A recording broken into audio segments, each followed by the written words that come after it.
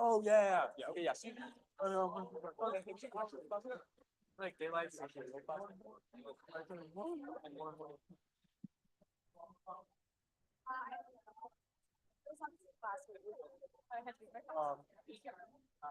Oh, sorry. That's why I have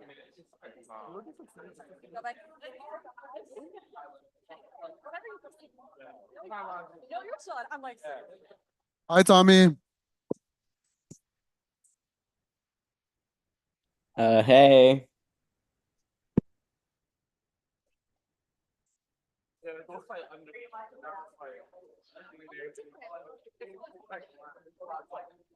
Hi, Tommy. Hi.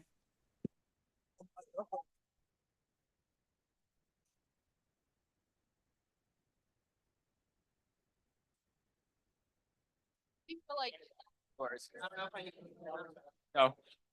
If everyone could start getting settled down, please. We need to start soon.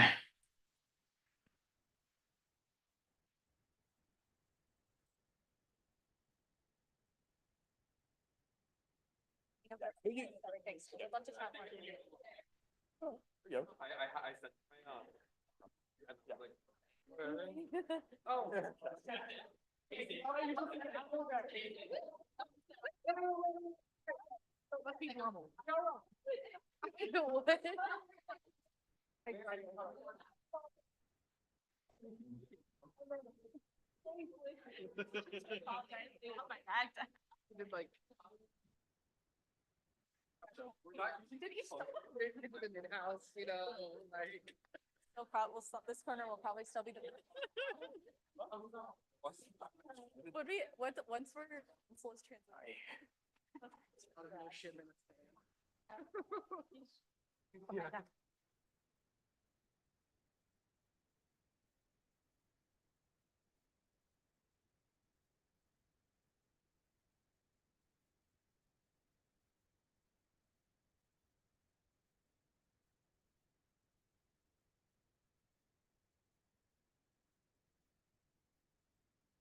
Okay, I call this meeting to order at 7:09 p.m.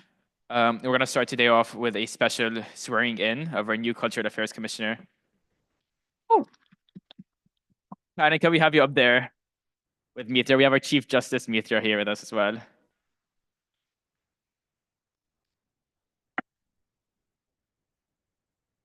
Into the mic, please. Sorry.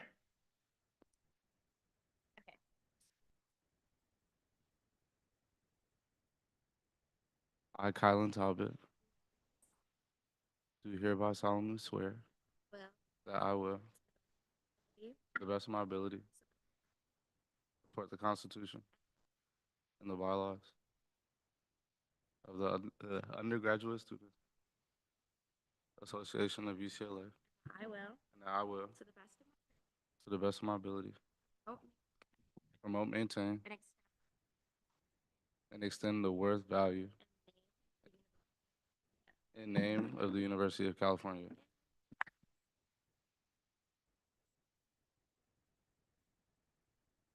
Thank you so much. We're going to move on with the agenda. Do you have any amendments to the agenda? Have you, followed by Carolyn. Can we strike the burn advocacy grant allocations? Can we add, sorry, I don't know the exact wording, but can we add approval of referendum amendment for Good Close Good People? Those right. Referendum language. Yeah. Do you motion? So there's an I action item. motion to add, or yeah, I motion to add the referendum amendment language on Good Close Good People to the agenda. I second. Carolyn motions, Tamim seconds. All in favor, please raise your hands.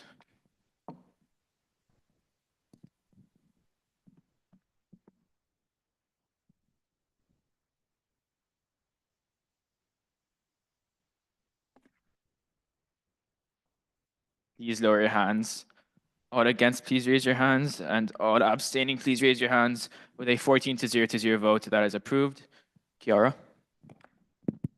May I please strike SWC funding allocations from the agenda for today? Bethany, followed by Chris. Hi, can I please strike capital contingency allocations? Thank you. Hello, may I please strike travel grant mini fund and the academic success referendum fund allocations? Thank you. Have you? Am I able to add a special presentation by Swipe Out Hunger for an undocumented brewer and grocery stipend program and a accompanying resolution to support the adoption and funding of the Brew and Fresh undocumented brewer and grocery stipend program? Can you motion for the resolution? Oh, Because the presentation you have to motion with the resolution. okay. I move to add a resolution to support the adoption and funding of the Brew and Fresh undocumented brewer and grocery stipend program. I second. Have you motions? Tamim seconds. All in favor, please raise your hands. Please lower your hands. All against, please raise your hands. And all abstaining, please raise your hands. With a 14 to 0 vote, that is approved. Have you? Yeah. Another resolution to be added. So I move to add a resolution for excused absences based on immigration authority presence. Second. Have you motions? Mona seconds. All in favor, please raise your hands. Please lower your hands. All against, please raise your hands. And all abstaining, please raise your hands. With a 14 to 0 vote, that is approved. Have you? Sorry, one last motion. I move to add a resolution demanding the renaming of Campbell Hall to Carter Huggins Hall and for the creation of a proper statue honoring the lives of Black Panthers Al Prentice, Bunchy Carter, and John Huggins. Second. Have you motions? Mona seconds. All in favor, please raise your hands. Please lower your hands. All against, all abstaining. With a 14 to 0 vote, that is approved. Are there any more amendments to the agenda? Josh? Hi, can I please add a quarterly presentation from SFAC and then an appointment? It's a consent appointment for the Brew and Learn Working Group. Yep. Any final amendments? Seeing none, could we get a motion, please? Have you? I move to approve the March 4th USAC agenda. Second. Have you motions? Mona seconds. All in favor? Sorry. Jonathan? It currently has two of the same resolution on it, so I don't know if it's missing one.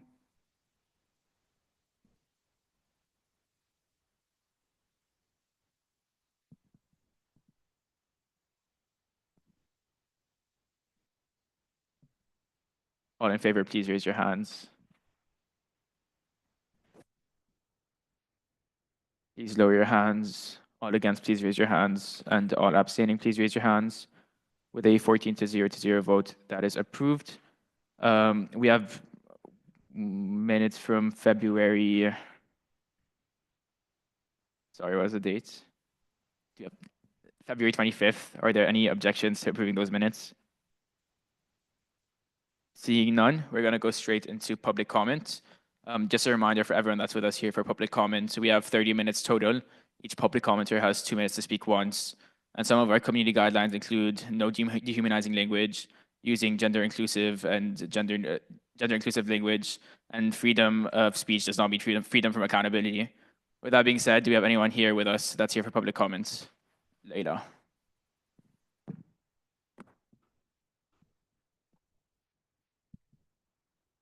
Okay. Hello, I'm Layla. I'm the chapter chair of CalPERG here at UCLA. And my update for this week, I'm really excited. We're going to be participating in the event with GenRep 2, EVP, and also Ignite about a public comment workshop tomorrow regarding the upcoming UC Regents meeting. We, as CalPERG, have been trying to work on pressuring the regions to have a system-wide push to transition courses to free open source textbooks. So I think it'll be cool to share our strategy when it comes to working with the regions and having them prioritize initiatives that have major benefits and savings for students. Another cool thing we're also doing, we're going to be seeing UCSA this weekend during our Winter Lobby Day and conference in Sacramento. Over 80 students from CalPERG chapters across the state will come together to lobby our state legislators, building up our priority legislators to be champions on our Oceans campaign, which will add pressure to Governor Newsom to get him to expand marine protected areas. We're going to be doing a big art installation on the steps of the Capitol with different scenes from marine protected areas, bringing elected officials to take pictures with it on their way to session. These conferences also help us to take advantage of our statewide network, building relationships between chapters so we can support each other and share ideas because we're doing similar campaign work across the state. But yeah, thank you guys. Is anyone else here in person for public comments? Yes, Joshua. Hi, my name is Joshua Bonsaz, and I co-authored the resolution with Carlos Rodriguez, which I think he's on Zoom, on exemptions for excused absences for presence of immigration on campus. We've been working with Javi, so thank you, Javi, for adding it to the agenda for today. So I don't know if you can add Carlos on there or not. Is it possible? No. Oh, there. So he's going to talk about, I guess, the resolution. Or... Yeah, when you're done with your public comment, we can give him some time. Right, got it. So basically, I'm here to say, first of all, thank you, as I said, and then also ask that within the discussion that you guys are going to have during the resolution, if you could discuss, I guess, who passes it on next, which I know we discussed as well with Javi, on after who will be in charge of making sure that it comes before the Academic Senate and so on. So yeah, thank you guys so much. Thank you. Is anyone else here in person for public comments? Do we have anyone online that's here for public comments? Please raise your hands. Carlos? Hello, can you all hear me? Yeah, go ahead. Hello, my name is Carlos Rodriguez. I am the UC Student Association Transfer Affairs appointed officer. Nice to be with you all here today. Thank you, Javi, for introducing the resolution to the agenda. Appreciate that a lot. So essentially, our resolution that Joshua Bonksez and I drafted would provide undocumented students with excused absences in the situation where immigration presence may be on campus, hopefully not, but in the case they would be granted excused absences. So of course we need that to pass through the Academic Senate. Hopefully you all pass it here tonight. I took it before the chair of the UC-wide Academic Senate. They are leaving it to the individual UCs. So hopefully UCLA is the first to pass it tonight. Thank you all very much. Vote for our agenda. Thank you. Is anyone else here online for public comments?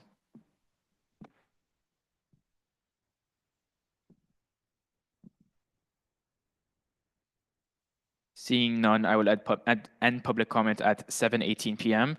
And we're going to move on straight to funding with contingency. Hi, sorry. This week we had a total contingency program request of $45,216, and we recommend an allocation of $22,080 for 2 USAC entities and 35 non-USAC entities. And I'm happy to answer any questions, and I also pasted that in the chat. Thank you. No questions. Can we get that approved, please?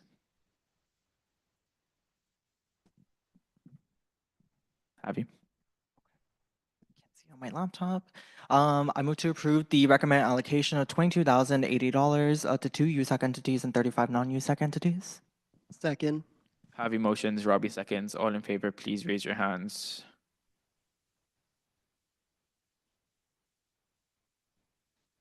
Please lower your hands. All against, please raise your hands. And all abstaining, please raise your hands. With a 14-0 vote, that is approved. Next, we have SFS allocations with Carolyn. This week, SFS allocated $4,554.99 to 2 USAC entities and 5 non-USAC entities. Sorry. Hi. Yeah. Hi. Currently, I don't see an updated version of the SFS allocation sheet with those 5. With that number or just like at all? Just any, I only have ones from last week. Okay. Is it, I'm going to check in with my finance director real quick, but if I just put them in by the end of the meeting, is that okay? Or I think Can approve them at the end. okay, I'll add them. ARC allocations. Hello, my bad.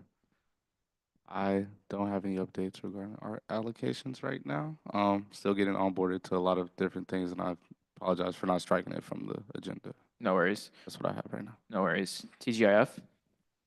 TGIF recommends an allocation of $8,728.98 to 5 non-USAC entities and 1 USAC entity.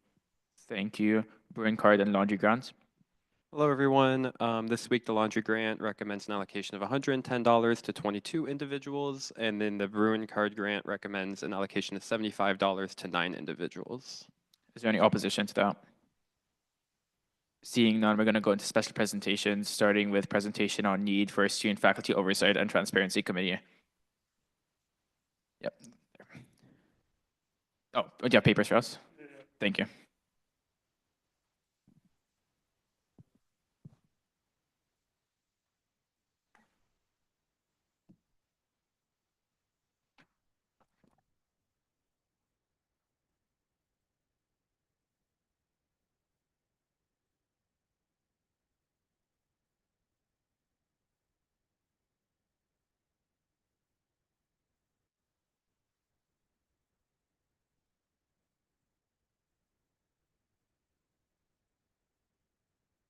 Hi, sorry, it's up there. So yeah, so some of you may know me from, I originally was hoping to do a program to donate wildfire relief funds that would come from our dining budget. And when I tried to launch that initiative, I basically found out that our dining budget was severely underwater from what I was told from someone within administration. It was concerning, so I decided to do a pretty comprehensive deep dive. I had a couple family friends who are consultants advise me on this, and so I'm going to go over just some of the main points which are before you and on the screens. So for the last for 3 of the last 4 years, we are running on massive deficits, billion-dollar deficits. In 2021, we did avoid it by 300 million, but besides that, been pretty heavy underwater. If you look at everything before 2020, we, besides 1 year, 2016, were well in the surplus, $2 billion surpluses. So this is a concern, and I think that that's not something that a lot of people aren't at least somewhat aware of. The university talks a lot about, if we could go to the next slide. The university has talked a lot about, actually just straight to the next slide. The university has talked a lot about revenue. However, I think that well exemplifies the issues with that. I don't even want to go into it. It's pretty absurd. They're claiming that basically state appropriations are down, and that is why we're in such a big deficit, but doesn't really help explain how we are at $729 million surplus on all of the revenues from 2022 to 2023, yet we are only down 22 million in that same period. There you go, the next slide. So majorly, we are climbing in operational costs and liabilities. So 10 years ago, we had $1.7 billion in yearly operational costs. We are now heading towards 2.87 billion. So we have, almost doubled, or I apologize, have doubled. No, almost doubled our operational costs. And I understand COVID is a factor at play, but if you look, you can see a continuous trend which was emerging before COVID, and you can see, little ability for us to bring it down since then. So regardless of the justification, we are heading into multiple years in. It's concerning. Next slide, please.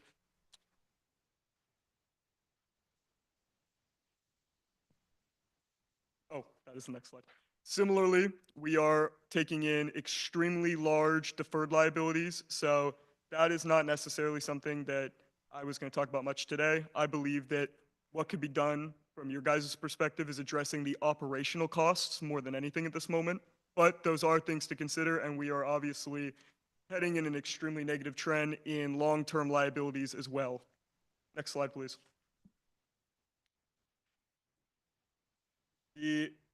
Yes. So the university, to add, there's not a slide for this, we are at a nearly 1-to-1 ratio of staff to student. We have 0.9 staff for every 1 student. Compared to an average university, I have 18 on that packet. It's actually 21. So where you would have 21 students per worker at a normal university in the United States, we have almost 1 for 1. Considering we also have ASME strikes now for the second time, where they are making it clear they're not getting wages. Pretty asinine situation to go hand in hand. So up there you'll see one issue I came across when running my own audit, public information, is that, and I apologize, is there a time limit on this? Am I dragging here? Just don't drag on for too long. Got it. So there are, between the annual financial report and the UCLA workforce report, 2,400 employees, which cannot be officially accounted for. That's 6% of the workforce, or $201 million in unaccounted for finances for the university. There are other inconsistencies. I labeled another one on the packet, but that's one. Next slide, final slide. Also, transparency. We are 234 days late on the 2024 annual financial report. It usually comes out on June 30th. I could not find a period where it had not come out. June 30th, and the university has given little explanation for why we are so far behind. We made big changes to our budget, Bruin budget model. It's concerning that that hasn't come out, and I've heard things might not be up to code. For that reason, I believe it's necessary that USAC, on behalf of the student body who is experiencing things like rooms getting converted to triples and transportation issues and a lot of austerity on behalf of the students, I believe it's necessary for you to take charge of the situation and overlook it from a deeper perspective than I could with public records. That's all. Thank you.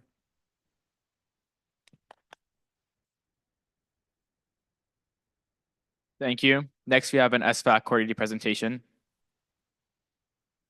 Mono. Can we receive 2 copies of the papers you passed out over here? All good. Thank you. In the way in the corner. Sorry, but before we move on, are you open to any questions or comments before we move on? Does anyone have any comments or questions about the reports?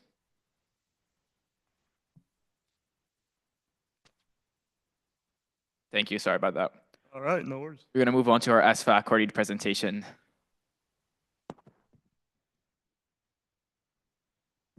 Hello, everyone. I'm Ms. Garcia Chavez. I'm the chair of the Student Fee Advisory Committee. My vice chairs should also be on Zoom. I don't know if you got added her as a panelist or not. Her name is Asteria. Yeah. But as you do that, I'll be starting my presentation. So as mentioned, I'm the chair of the Student Fee Advisory Committee. And as a little reminder, it's the committee that provides like review and then recommendations on student service fee funds that are allocated or charged to every student, both undergrad and grad. So next slide. This is the agenda item that I have for this presentation, and I'll go straight to it. Next slide.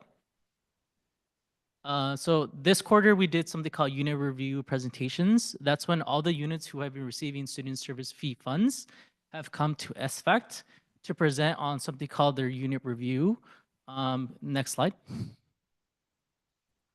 These are all the units. It's a little hard to see, but these are all the units that came to present. So there's a variety of different groups like the Graduate Writing Center, the Office of Fraternity and Sorority Life, Recreation is coming in this week. So yeah, it's a pretty extensive list. We worked a lot to prepare for questions, analyze their documents and whatnot, since quite a lot of units. Next slide. Yeah, and this unit review process, so every unit that requested permanent temporary student service fee funding was required to come present. And prior to the presentation, all the SFAC members, including myself, analyzed various financial documents, including like unit review. And those are like, it's a document where it's a bunch of questions about like how student service fees funds are used, how they're used, where they're allocated. Also, we review their funding request form. So like this, all units submitted like their form about what they wanted funding for the next physical cycle. And then also the trend reports, which kind of shows like how their SSF funds are being used across time. During the presentation, we asked like tons of questions, and those questions were tailored on the SSF guidelines, if they're being used to benefit students, and SFAC priorities. And after the presentation, I also sent out follow-up questions that all units have to submit by March 31st. Very hard work. Next slide. Sorry. And then one big thing is the Department of Arts submitted a new monetary student fee, voluntary student fee alongside an adjustment some of their existing fees. If you go to the next slide. If you see in the black chart, those are examples of some of the fees and uses that the department wanted to implement. So to the left, those are different items a lot of art students often use in their work, like microphones, small projectors, medium projectors. And then the first column is like the proposed fee that's going to be used to rent out those things. So like medium projectors, $2, and they're compared to other rental areas like Sony's rentals is 150. And then there's not information for others.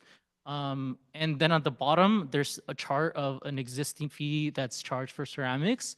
The department was requesting, they're still going through the process, but they're requesting that the fee be increased to accommodate for increased demand and for inflationary cost. And the department, they did a pretty good job. They surveyed about 350 students, which is about 35% of their student base. And most of the fees, like they went up to just breaking even, so they're not like making any profits, stuff like that. And it's just to cover the increased cost of like inflation and increased equipment donations that they've received. Yeah, next slide. And then is my vice chair there, Asteria? Yes, I'm here. Yes, this is your part. Go ahead. Sounds good. Thank you, Luis. Hi, everyone. I'm Asteria. I'm the vice chair of SFAC, and I'm going to be talking about the two subcommittee we have going on this quarter. The first one is the Compensation Accountability Subcommittee. If you could go to the next slide. So there are 5 committees under the compensation and accountability policies, SAC, CPC, CRC, SIOC, and SFAC.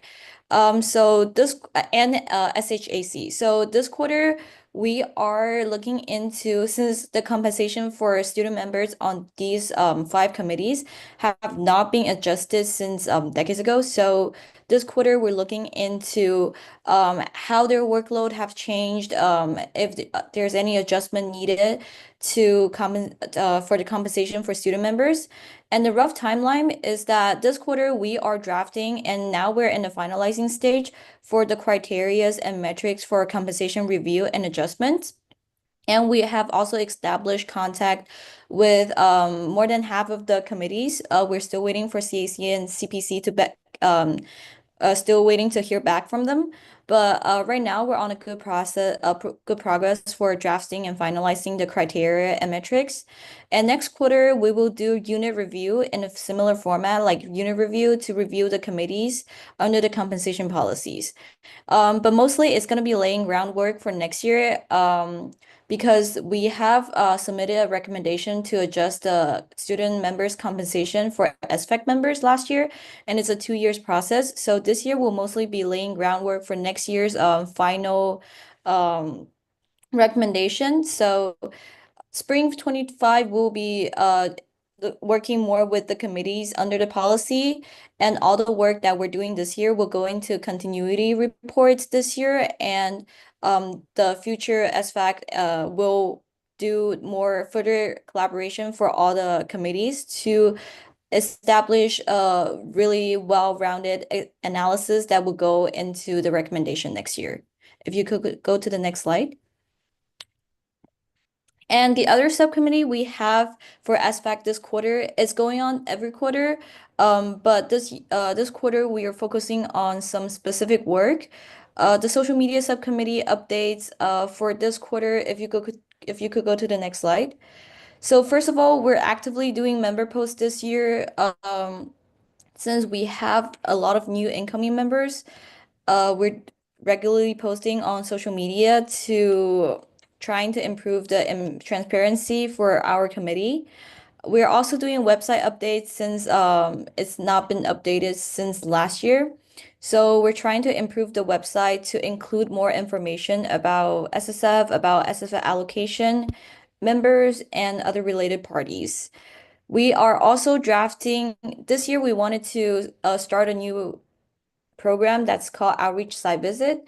It's not like an audit for all the units.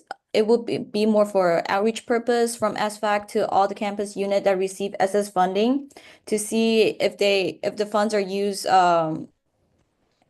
properly to help students.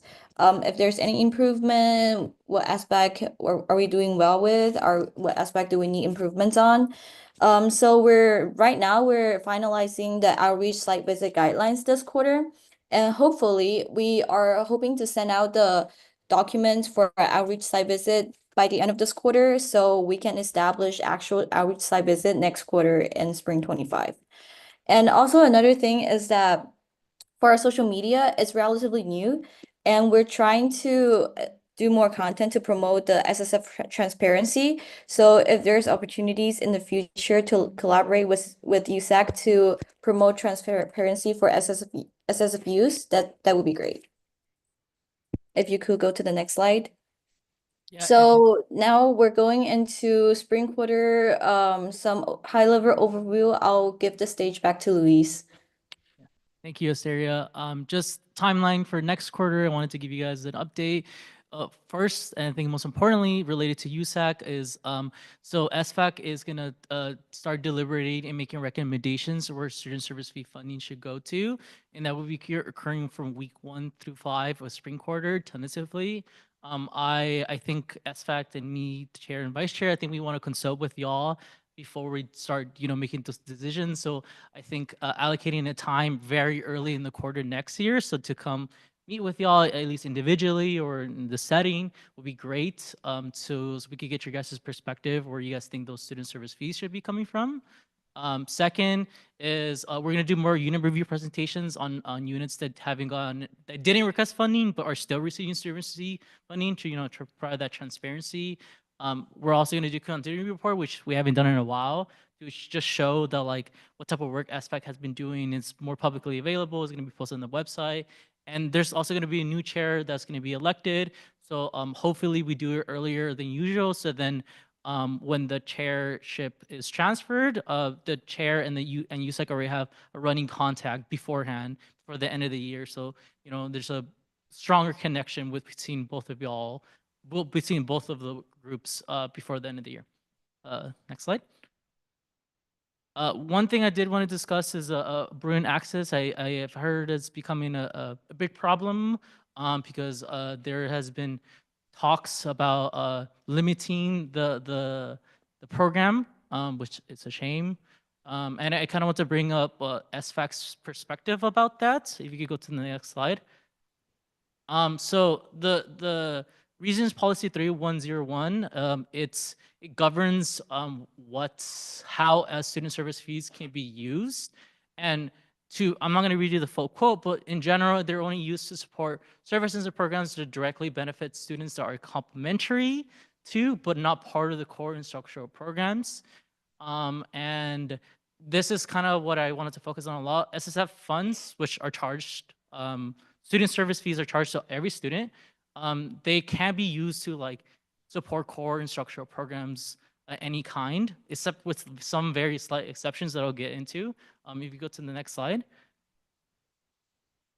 There's also some limits on how those SSF funds are used. In 2010, there was guidelines that was posted by the regents that prohibits the use of SSF allocation to something called auxiliary units, except in very exceptional circumstances. I've kind of posted there on the presentation. I also sent out Josh all these documents. I sent out late, sorry. I'm like a graduate student. I'm low-key dying on work. So I'm sorry I couldn't bring it out to y'all a little earlier, but if you could, I sent out the documents y'all could review as well. But auxiliary units have the ability to generate revenue, which is the reason why in the guidelines they're not, there's a prohibition from allocating funding to them. And SSF funds are supposed to be used for units that can't provide revenue. So something like the transfer center, they're not charging anyone, right? Or the graduate research center, they're not charging anyone. You just go there and you get the service. It's not like a business, which is kind of what I want to lead into the next slide, please. Last year, SFAC made recommendations to the chancellor, which he approved, to allocate funding for Bruin Access. And I think during this conversation that we had last committee, the allocation was more so on a very temporary basis because Bruin Access, it's under UCLA Transportation. If you go on their website, it also shows there too. And they're an auxiliary unit that they get revenue from parking. And on top of that, is my perspective that Bruin Access is a core instructional thing. People who have disabilities should be able to move around freely on campus. I think it's a federal mandate. And so SFAC last year, we had a lot of hesitation about supporting this SSF funding, but I think from the conversation we had and the last year's chair provided, I think they had the idea like we'll do this in a very one-time basis because it's like something that's like essential for students with disabilities. So it's not something that we necessarily could be funding every year to year, mostly because the funds that they're asking for, based on last year, just don't qualify for SSF use. And Bruin Access wasn't actually requested for funding this year either, which I'm not sure why, but I imagine it's probably the similar reason. Like, I think those funds just wouldn't qualify for SSF funds. And it's quite unfair to other units who do, like the Transfer Center, Bruin Resource Centers, who don't get any other revenue source except SSF funds. Yeah, next slide. That's my presentation. I'm open to questions and whatnot. Yeah, thank you. Do you have any questions, Josh? Hey, Luis and Asteria, thank you so much for coming out. It's always great meeting with you. I think I'm just still a little confused on the Bruin Access situation because we met with UCLA Transportation after I met with you guys, and I think they were also a little lost because I think they were under the impression that they would continue to qualify for SFAC funding. And I think what they also stated is like even though UCLA Transportation is a revenue generating unit, Bruin Access is not a revenue generating unit, and Bruin Access itself isn't used for like instructional programming. So just wanted to see if we could get like a little more clarification on that potentially.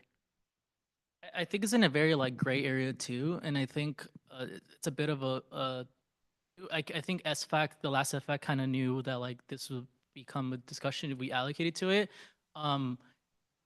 In their website, if you actually go on the website for Bruin Access, they specifically say that Bruin Access is under UCLA Transportation, and UCLA Transportation is a revenue generating unit.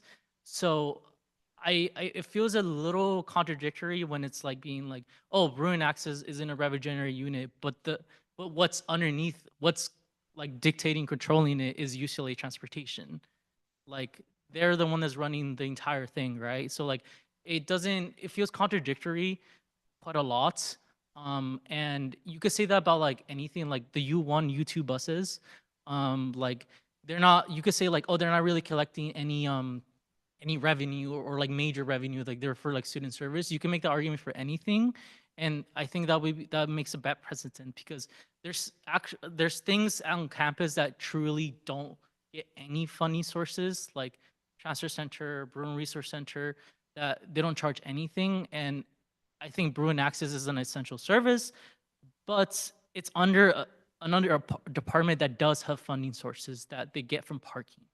And I think it's just contradictory and unfair to other units. And I think Bruin Access is used for students who need to go to classes, who need to go to places on campus, essential for them to really participate at UCLA as a student. Yeah. And I know we're going to have a discussion. Josh, I fill out the one to me, by the way. Yeah. Happy. Yeah, okay. The line of thinking that you're going down does seem to make sense, I guess. But the issue is that it doesn't seem like any alternatives to funding the service are being discussed right now, or at least ones that we are currently aware of within like at least administration. I'm not trying to comment on SFAC as a unit and everything.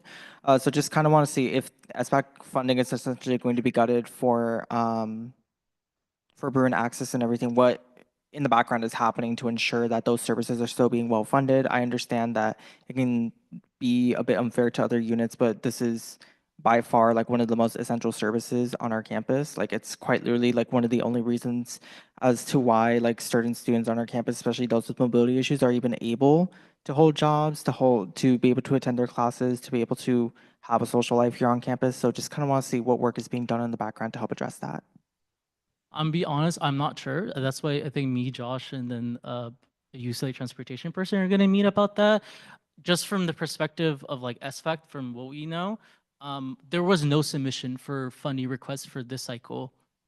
There was only funding for last cycle that we approved of on a very temporary basis. So even if we did want to like allocate for Bruin Access right now, which, again, in my personal vote, it's a discussion and the chancellor has final approval about it. We couldn't because like there's no submittal right now. I was in a meeting today with a couple of administrators and I brought it up. Basically, in summary, no matter what happens, the Bruin access is always going to exist. It's like a legally required service for students on campus. So no matter what happens, it's going to exist in some form. Where the money ends up coming from, we don't know, but like it's a legal requirement. And one of the administrators is telling me that no matter what, it's going to exist. I just don't know if anyone knows where it is yet. Yeah, have you? Can we get the specific name of the administrator who gave you that? Monroe. Monroe? Okay. Even though it's not under his purview, but that was his insight. And he said we should bring it up during our next BEC meeting because it falls directly under BEC's purview. But from what we said, it's probably just going to come from transportation's budget because they make money off parking, which is what you were saying. Any other, Kiara?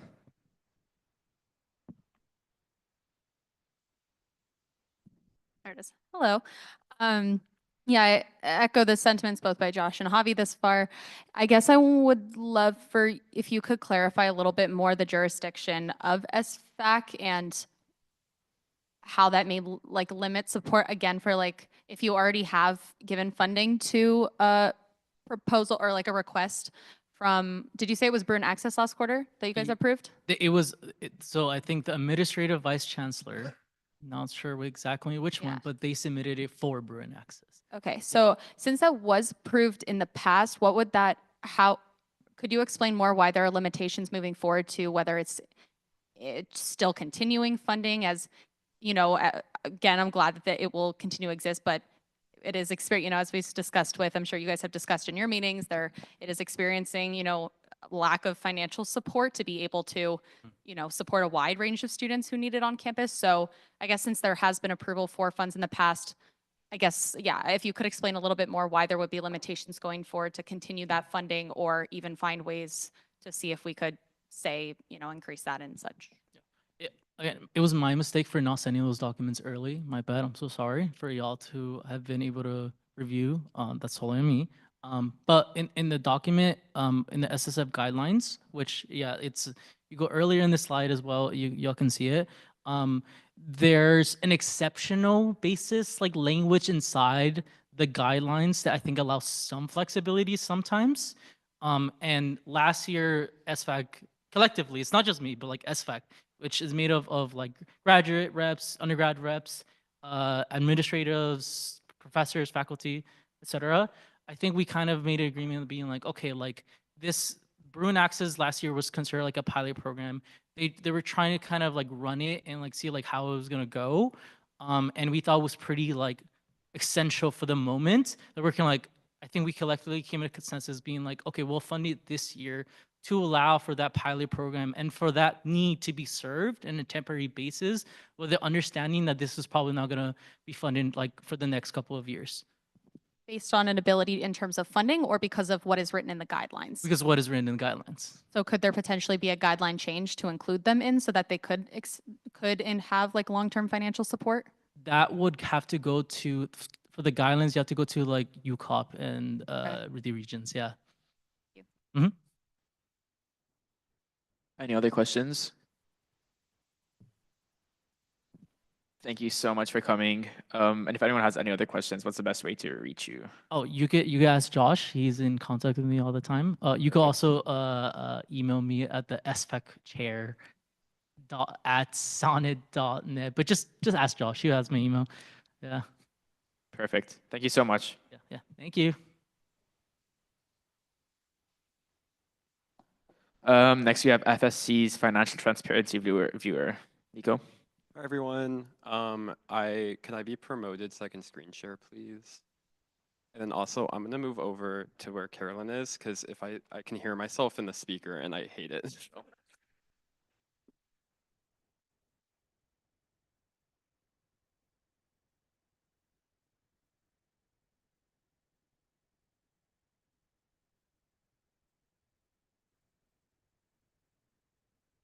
Okay. Oh my gosh, that's so much better.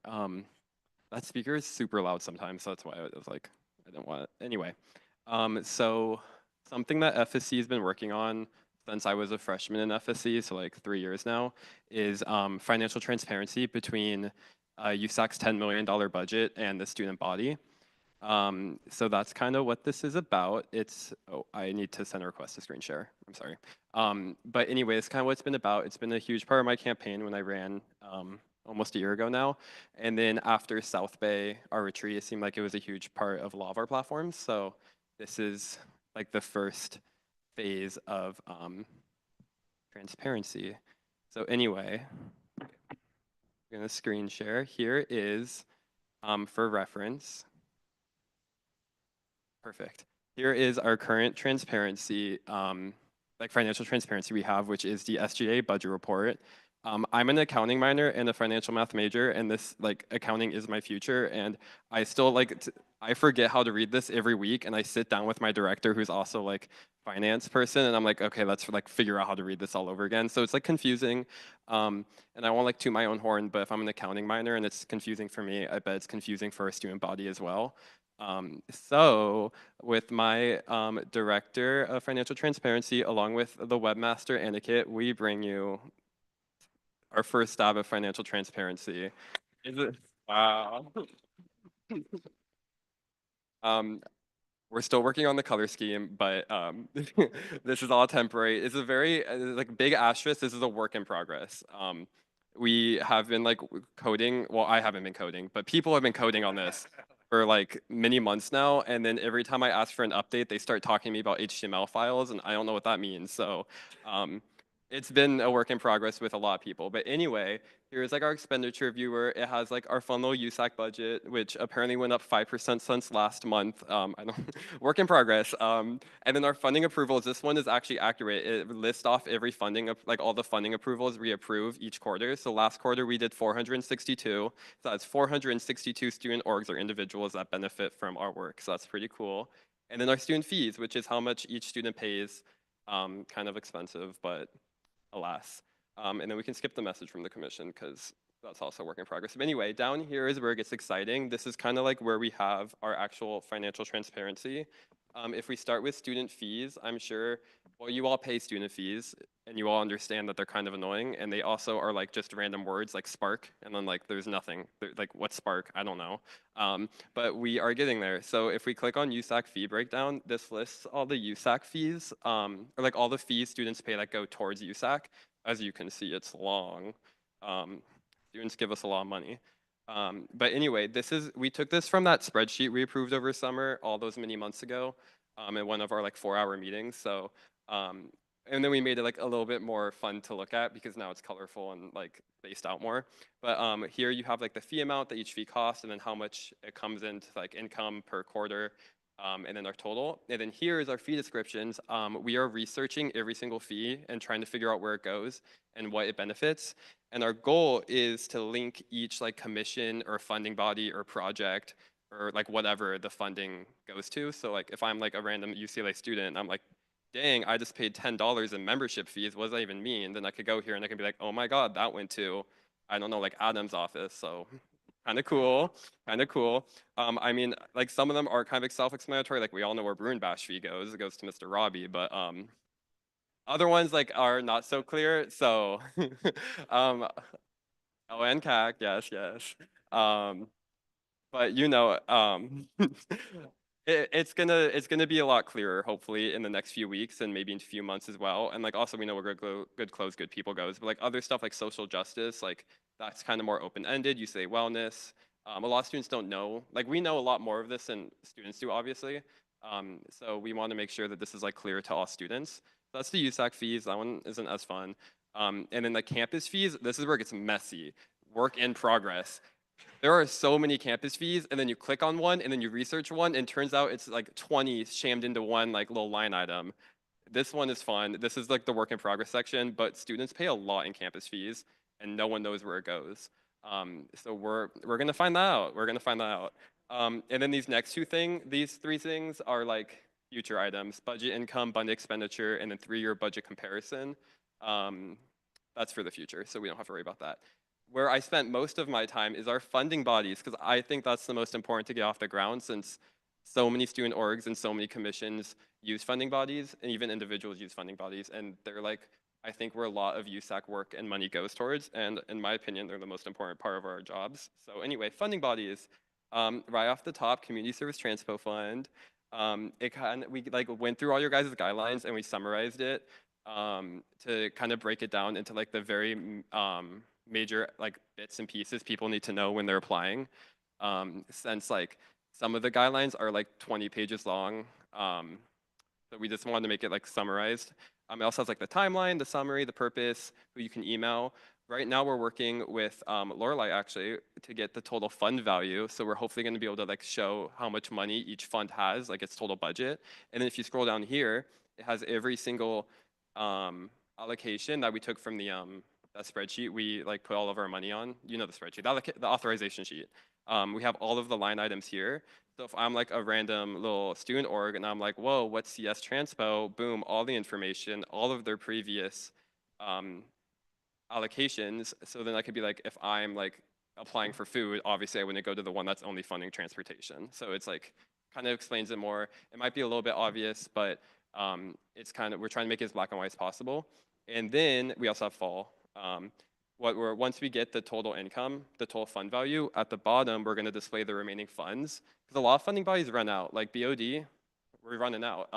And students still like apply because they don't know how much money we have for like $5,000. And then sometimes like, what if there's only $200 left in the fund? Like they just kind of wasted their time. So once we have the remaining funds, the student org can be like, yes, Transpo has $200 left. I need 500. I'm not even going to bother applying because I'm not going to get the money I need. So hopefully that will save student orgs a lot of time. Because a lot of people come to me and they're like, I applied and I didn't get money. And I'd be like, that funding body actually has no money. So helping people save time. And then we have the same thing for each of the pages, except for the bottom three. Don't look at the bottom three. Apparently on like our hosting software, we ran out of space and it decided that these three funding bodies don't get to be added, but we're working on it. We're working on it. But yeah, the community service mini fund. Oh, I'm sorry, I'm going after community service day. It's the exact same. Like it has all the info, and then here it's like a pie chart because I was like it should be visual too. So pie chart, and then here's where it gets real fun. USAC commissions. What? That's you guys. Sorry, these pages are not available to be viewed yet, but they will be. Part of our thing is also just publicly displaying all of our expenditures. Some of us have a lot of money. I wish it was me, but if you click on it, it doesn't have anything. So we're working on it. But we want to publicly display like our expenditures too, so people can make sure can see what we're spending money on, and then also see how like our events benefit them. And then this also would advertise our events too. But then once we are able to kind of get more information about like office expenditures, then we would go back to the USAC fee breakdown and like put what offices are like utilizing which fees. So if people want to like know more, they can always reach out to like your guys' contact info or come to your office or come speak to us at public comment. But yeah, making sure that like all of our finances are as transparent as possible. Since like, once again, if I was like a random student and I was like, what's FSC spending money on? And then I see 96.36 in expenses, like, I don't know what that is. Well, I do, but like they don't. So we just want to make sure like everything is transparent as possible. Well, yeah, as transparent as possible. But the big focus of today was to talk about the funding bodies, because I think that one, I think this one can benefit a lot of students, especially student orgs who are looking at money. But yeah, so this one, like what we currently have is like hosted. I actually don't know where it's hosted. I don't know it's hosted somewhere. That's not the USAC website. And then this is the one that's on the USAC website.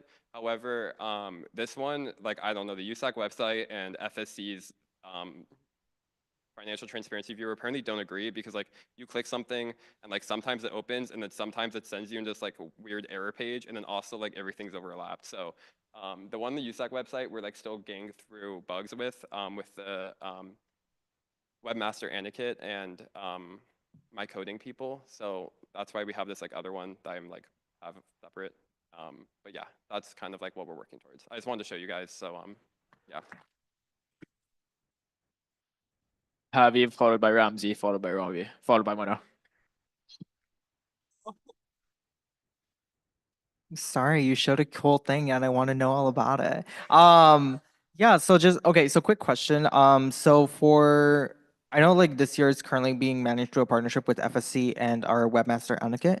But for future years and everything, sort of how will you ensure that this transparency viewer is going to be, like well maintained? And if so, like what are the intents in terms of like regularly updating it for the student body and everything? Because I know especially like that also requires a lot of collaboration with, for example, the funding body chairs to make sure that they're updating the spreadsheet every week, and also making sure that allocations are going through and everything moves so slow. And also the USAC website has been buggy for years. So like how like what's the intention with like making sure that all this is up to date while simultaneously also like, setting a precedent for like good financial transparency? Yes, of course. So right now in like the FSC bylaws, last year they passed a bylaw change to like the Financial Review Oversight Board, which is supposed to eventually take this over. That board is currently not in like, I haven't like started yet because we haven't had anything to like work with, because this is what they would work with. So it would be part of like that bylaw, whoever's FSC would like be responsible through the bylaw. And then also I was talking with Jessica and like all of actually SGS in the beginning of the year about this. And I think it's something that we can, like in terms of like updating this, we can kind of maybe make it part of the webmaster's responsibilities. But like that would be future conversations. But since the webmaster isn't elected and like is kind of a hired role that has like black and white responsibilities, it could just be one of their added responsibilities is the upkeep of this. So like once we finalize it, I'm gonna make a huge document that like explains how to do the people who know how to do CS are gonna make a huge document that explains how to do all of this. So then hopefully anyone who's like the webmaster, which does require CS background, right? I'm assuming, yeah, that would make sense. Should be able to read it and like fully understand what to do. So then that way it can be carried on every year, regardless of like how elections go. Ramsey, Oh, cool. Robbie, followed by Mona. I just wanted to say that this is awesome. Shout out you and your team. You forgot CEC under commissions. So we have beef. Put it on the record that Nico and I have beef. Uh-oh. Throwing that out there. I think it was because we wanted to keep the Bruin Bash secret, but it could have been a multitude of reasons, but I'm so sorry. No, it's fine. It's Sorry. whatever. I'll text the CS people. That's so awkward though. Financial supports is there, so we did number 1 first. That's what matters. Right. I don't. My main comment was this is really cool, or my pre-comment, I guess, because I did have a quick question. I really like how it's purple though. I know you mentioned that it is available on the USAC site, though like kind of glitchy. Under which tab on the USAC? Oh, it's through a secret hyperlink. Okay. It's top secret. I was like, no one can know about this yet. If you type in /FEV, financial expenditure viewer, into like then you can get to the secret spot. Thank you. And then quick note, you have transfer student commission and international student commission, but we're both representatives. I'm This is a note. We'll fix But that. it looks so cool. Yeah, okay. You know what? In my heart, you guys are commissions too, because I just want to be like similar with you guys. But no, I'll fix that too. Kiara, followed by Carolyn. Oh, that's so awkward. Cool. Thanks, Nico. Yeah, I just want to say this is very important, I think, and across our, and especially with the multitude of fees that are on that list, and ones that we don't understand, and many don't understand. So yeah, no, this is really great. Great job for like you and your team for putting this together. I'm excited to see it grow and become further implemented long term, and be used moving forward. So yeah, thanks for putting this together, and I'm excited to see the rest of it come together. Oh, thanks, Kira. Sorry, that's awkward. Hey, love the website. It's really cool. And I think I think people from my office were thinking about doing something like this too, but it's cool that it's like all in one. So like I'm really happy that you were able to create this, and I think it's just very well laid out, great information. I guess my only question is, how do we make this like the go-to resource for students? Because I feel like there are so many different like pages if you are looking for like funding bodies. Like already it's like the USAC website, but then they're also posted on various of like our social media and stuff. So I guess like how can we support, or like do you have any ideas on how to make this like a centralized resource for all students? Thank you. Yes, of course. So my office, once we fix like the last few, like the rest of the website is buggy, we will admit. But the funding bodies are almost like finalized. So once we finalize the funding bodies, sorry, I might have the hiccups coming up, so I'm sorry if I hiccup. We are going to advertise this on our social media, and then we're also setting up funding office hours for student orgs. I have like a list of like 5,000 club emails, and I don't know how many of them are outdated, but I'm gonna email this like to all of this clubs, and I'm gonna be like, hey, like if you ever want to talk funding, like here's some office hours, and then we would like walk them through this. So I think like that's gonna be the FSC start, and then if you all want to like talk to your people, like anyone you guys know, and spread it out. But yeah, like I'm gonna start doing funding office hours that are gonna like teach people how to like view this, and then also how to like apply. Because also like once they like see they get all the info at the bottom, it also you can apply, and then like it takes you, well, should, if it this one didn't break, well, maybe the Wi-Fi, but it's supposed to take you to the guidelines. Oh, that's awkward. Wait, no, it worked. It worked. Contingency programming is closed, I guess. So anyway, yeah. So it will like here. This one should be open. It like then students can like also apply. So hopefully once like this is fully finalized, we can kind of like start setting the norm for student orgs that this could be their like one-stop shop. And then I can also have it hyperlinked. Sorry, I just keep going above the programming on here or funding. I think a lot of students use this to find stuff, so I can also put it like information about it like right there. Have you followed by Lori?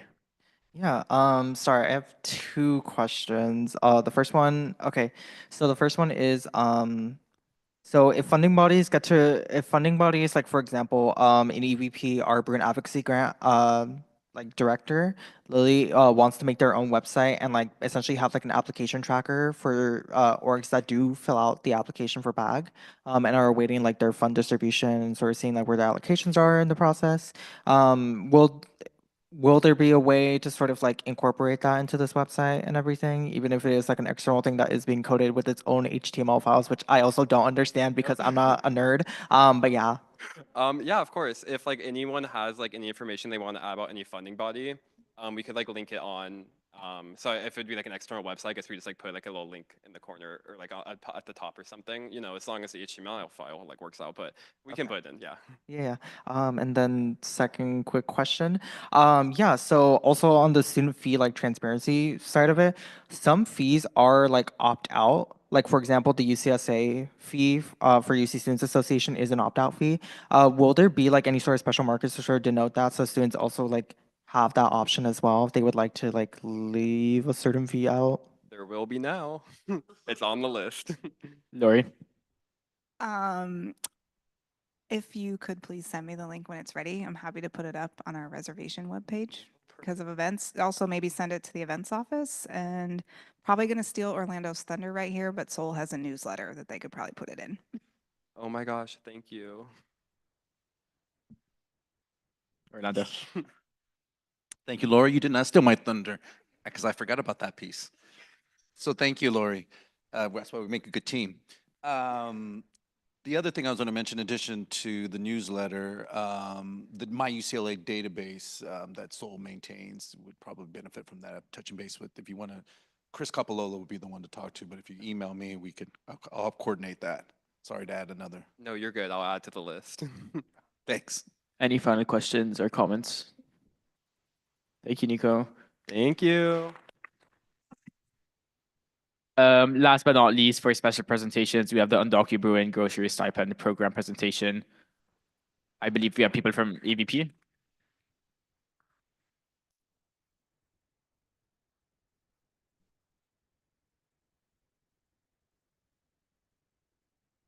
Go ahead whenever you're ready. Josh, can we get it up, please? Thank you.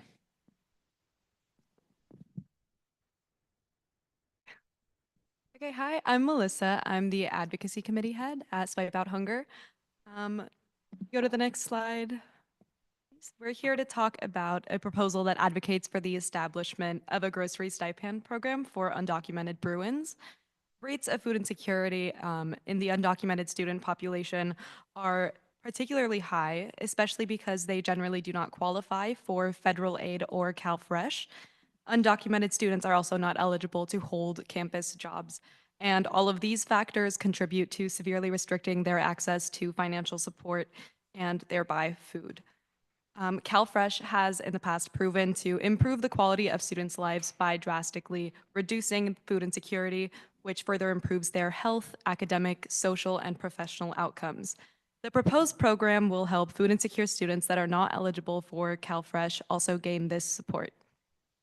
This proposal specifically models the logistics of UC Davis's Aggie Fresh program, which is a grocery stipend program for students that are not eligible for CalFresh. The Aggie Fresh Campus Basic Needs Center director, Leslie Kemp, and their coordinator, Yi Yang, spoke to us at Swipe Out Hunger to explain how it works and to support its establishment at other UCs. Okay, can we move to the next slide, please? Okay, so it is clear that food insecurity is a prevailing issue that UCLA students face.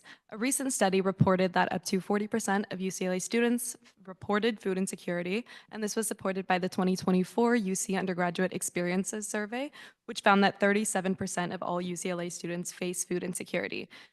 The percentage was even higher for specific student populations such as African American and Hispanic/Latinx students, where 52% of respondents reported low or very low food security.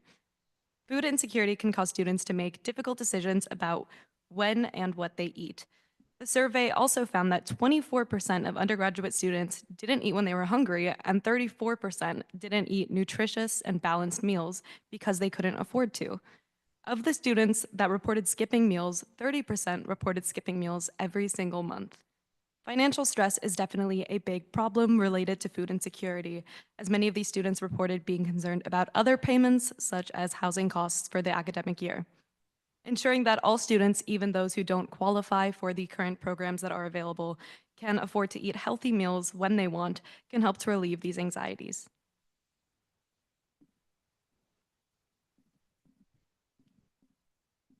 Can you please move to the next slide? Yeah, so as Melissa, actually, by the way, my name is Ananya. I'm the External Vice President of SWIPA Hunger. And as Melissa mentioned, we are, the proposal models the logistics of the Aggie Fresh grocery stipend program that's already in play at UC Davis. And So we just wanted to go, my name's Carl, by the way, I'm the current internal vice president of Swipe Out Hunger. We wanted to go over some of the eligibility criteria because we're taking a lot of this from the Aggie Fresh program because they've done a really good job with this program and we want to take the lessons that we've learned from them. So to go over what we have really on the slide here for the eligibility criteria, in order to apply for the Bruin Fresh program, you must be a UCLA undergraduate or graduate student.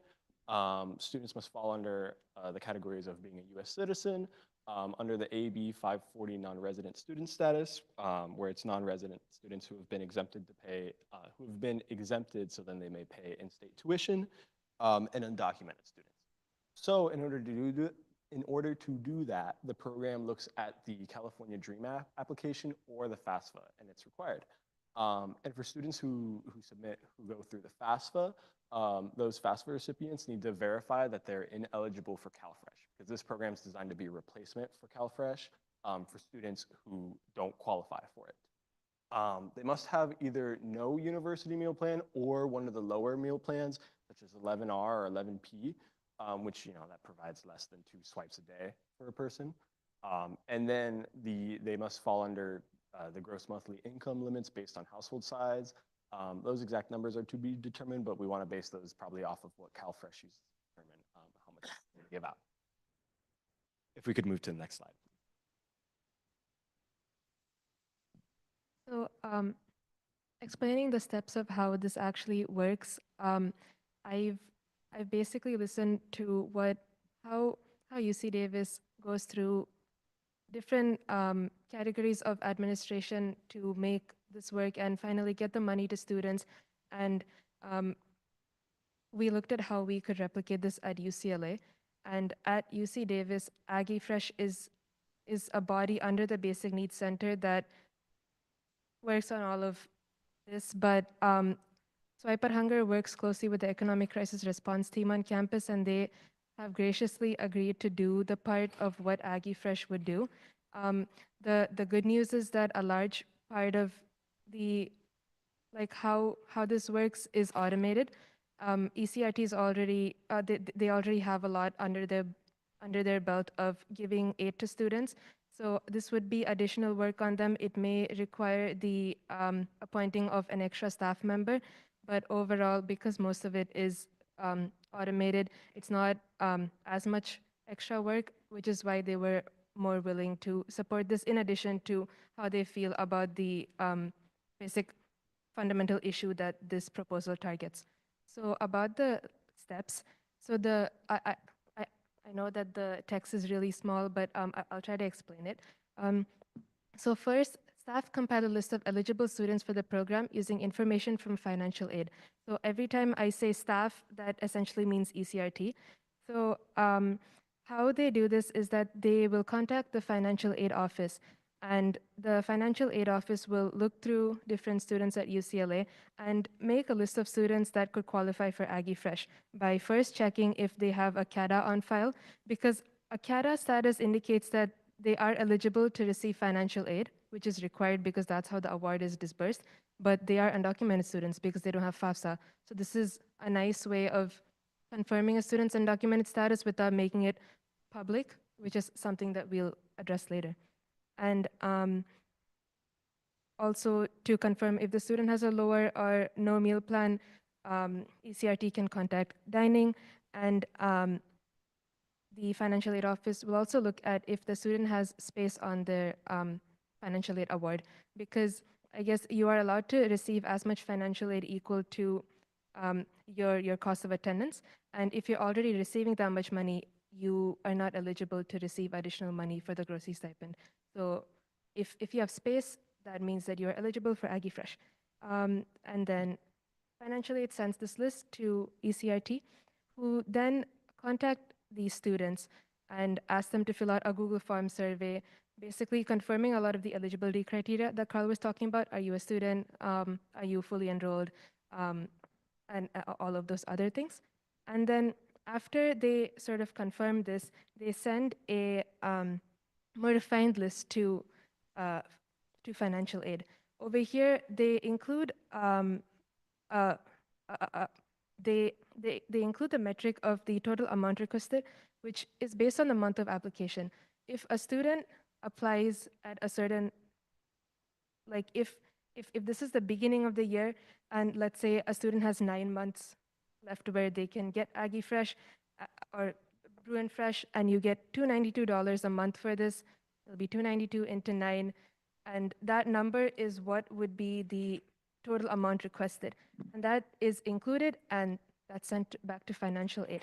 And now financial aid goes through all of these sort of finalized students and looks at, okay, this is the amount of money you're requesting, but how much space do you actually have in your financial aid budget?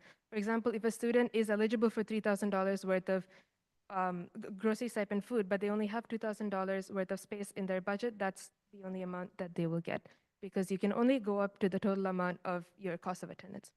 And after this, all of these steps are just to get a very refined list of students. After you get this refined list of students, ECRT will email them saying, yes, you applied and you have been awarded this grocery stipend. And if a student is denied, they can request exemption, and they will be reviewed on a case-by-case basis. But as Carl mentioned before, if you already have FAFSA, you are expected to apply to CalFresh first and prove that you are that you are ineligible for it. And then all of the other steps involve issuing credit cards for these students, similar to how the EBT card works, where you would work with a fiscal unit or an external body like a bank, and request that these cards be issued to students. Optionally, merchant codes can be applied to these cards so that only certain items can be bought by students, though we personally don't feel that this is necessary. This usually ensures that things like alcohol are not bought with this money. And then the supply chain manager pays off this credit card on a monthly basis. And anytime you have money remaining from your stipend, it'll carry over to the next month, similar to how the EBT card works. And at the end of your year, if you still have money left over, you can work with financial aid to ensure that this money is put back into the student's budget so that it's not lost and the student still receives this money in some way. And one point to note is that how this works at UC Davis is that they were awarded around 2 years worth of money from the region to carry out this program. And they've since been carrying out this program on like as applications come, and if they have enough money, they provide the grocery stipend. So till supplies last, they're working on this program, and when supplies get over, they said that they're going to request more money from the region. So similarly, if ECRT were to do this, they would review the spending and the budgeted amounts and adjust enrollment strategy as needed. Sorry, no, that was a lot, but next slide, please.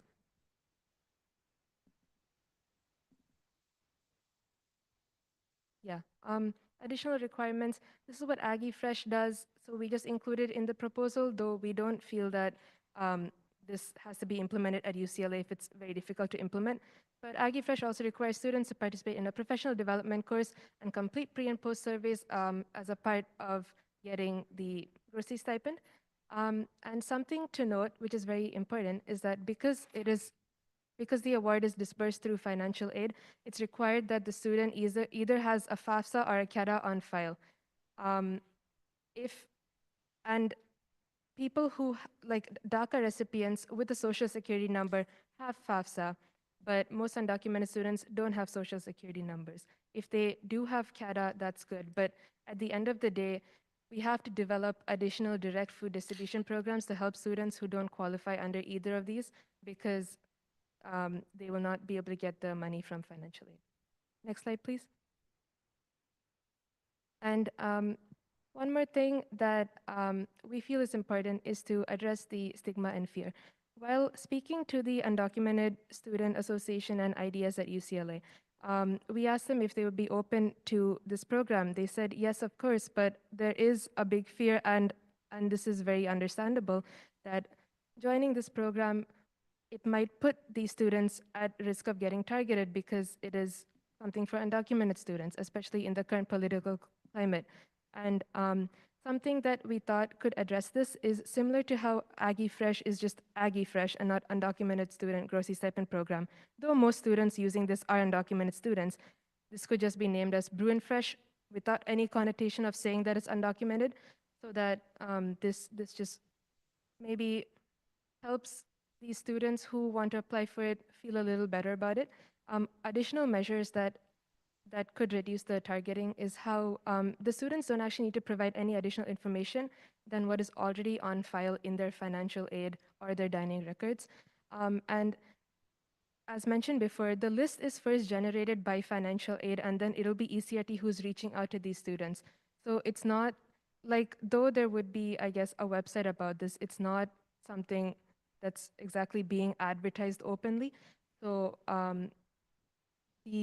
because they're sought to apply for this program and not being made to sign up directly, hopefully this addresses a little part of the stigma and fear. This addresses a bit of the fear that they might face. And lastly, to address stigma, because like being a food insecure student, unfortunately that still does carry stigma. So we propose that the credit cards that are made, they don't have the program's logo. I guess similar, the EBT card says EBT card on it. This can just be made in a different fashion so that it doesn't say anything, so that I know that they can just use it at grocery stores like a normal credit card. And they also, by implementing certain merchant codes, you can possibly make it possible to use these cards in restaurants so that students can actually eat with their friends and go out and supplement their college experience than just restricting this to certain grocery stores. Next slide, please. Also, hi, I'm Chloe, the president of Swipe Out Hunger. And then just to highlight the necessity and positive impact of this program, here are some real and unfiltered testimonials from UC Davis students that are Aggie Fresh recipients. And this is to emphasize just how beneficial a similar program would be at UCLA. So for example, one student said this program is especially important for undocumented/DACA students because we do not qualify for CalFresh, and many of us have to take our private loans to pay for school and personal expenses. This resource alleviates any food insecurity stress that we may have so that we can focus on other things like our academics, health, family, etc. I personally was able to worry less about how I would pay for groceries and focus on my law school classes and extracurriculars. And there are similar testimonials as well highlighted on this slide. Next slide, please. And we already have a few supporting groups that we wanted to highlight in support of our proposal. So for example, we have UCLA Ideas representing undocumented students at UCLA, as well as the UCLA Undocumented Student Program, as well as the UC Davis AggieFresh Campus Basic Needs Center.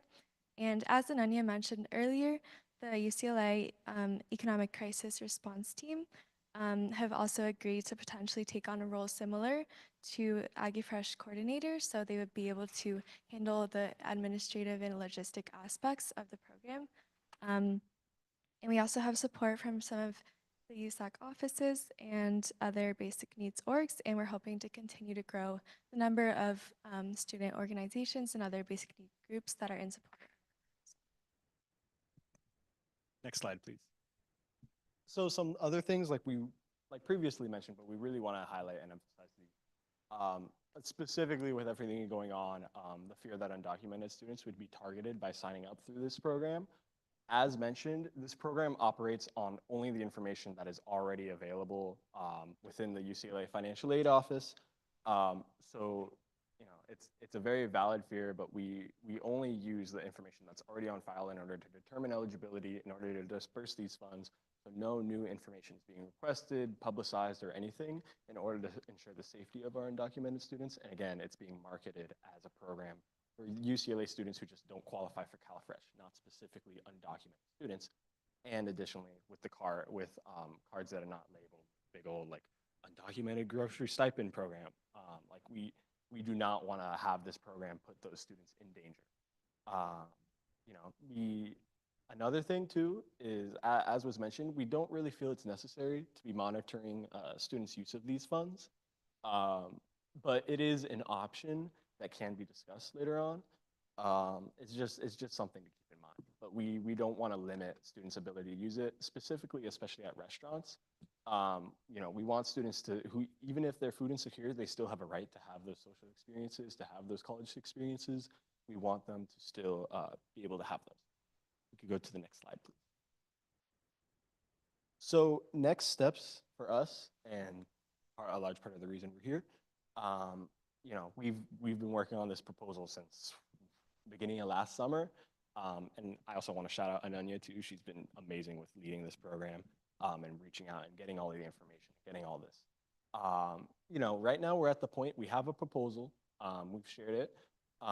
We're right now trying to get signees from UCLA basic needs orgs and administrative bodies in support of our proposal. We're working on trying to meet with the UC Regents to secure funding and administrative support for the establishment of the program at UCLA, which is a very long process. But another note we want to make on that is that UC Davis was awarded money for this program through the Regents primarily. You know, following their proposal of AggieFresh, we would also want to get some funding from UCLA to support that and to keep it as a sustainable program. If we could go to the next slide, please. So to wrap up, that was a lot of information, but you know, we think this is a really big gap in food insecurity at UCLA. UCLA has a bunch of food insecurity that needs to be addressed, but especially for our undocumented students and students who don't qualify for CalFresh, the massive gap. We think this program would be an amazing way to address those gaps. And you know, it's just something that we think is necessary. So we're open to comments, questions, or anything. Thank y'all.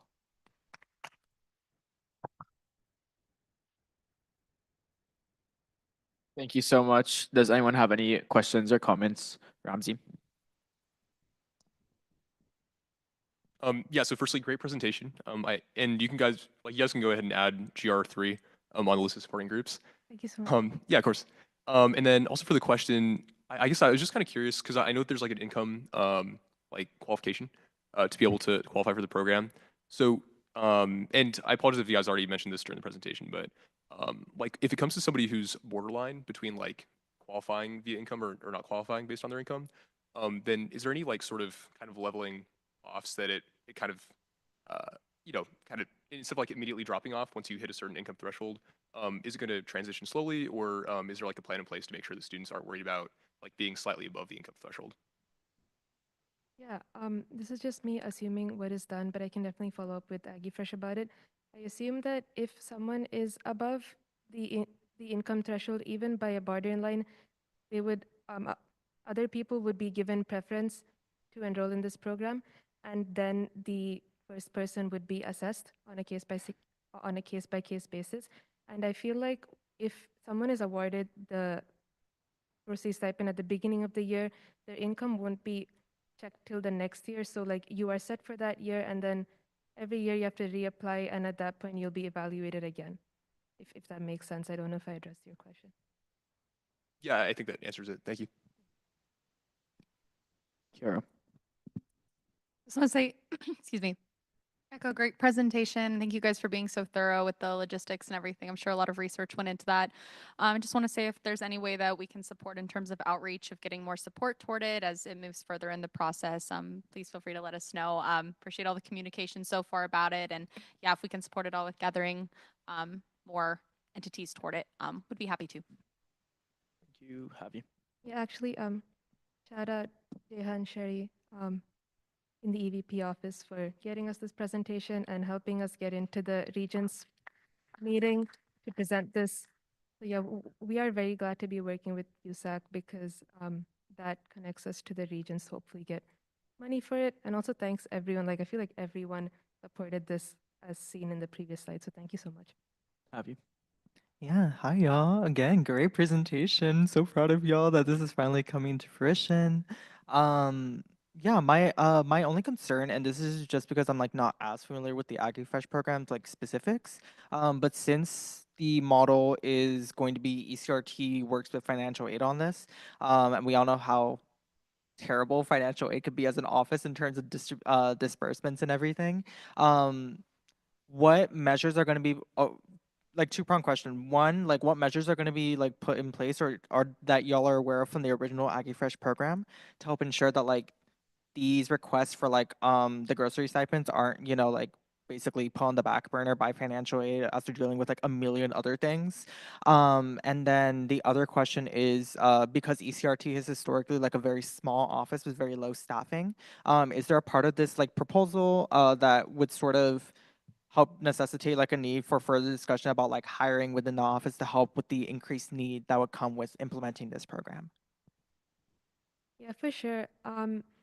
So when speaking to Aggie Fresh about this, they indicated a very positive relationship between them and the fiscal unit who like pays off the cards, as well as financial aid who provides them with information. And I feel like once, I mean, because the Regents meeting is coming up so soon, it's difficult to think about this before that. But once initial approval is gotten from the Regents, we really have to have an official meeting with ECRT, the fiscal unit, and financial aid and sit down and explain the terms of this, during which you have to really explain to financial aid about how this is something additional that they will have to take on to develop that positive relationship and have it in writing about that this is something a part of their job that they really have to do and not just something extra that they're doing for helping us. Like it has to, like this is why I guess having the Regents really helps set up the administration. Having an official discussion with all of these parties puts in writing a part of their job description that this is something that they need to do, as how it is in UC Davis. And a part of this additional hiring, like staffing, yes. So in addition to money to be given to the students, you probably have to hire one more person at either at ECRT. I don't think financial aid would require an extra person because it's just them, I guess, adjusting certain metrics and then developing lists.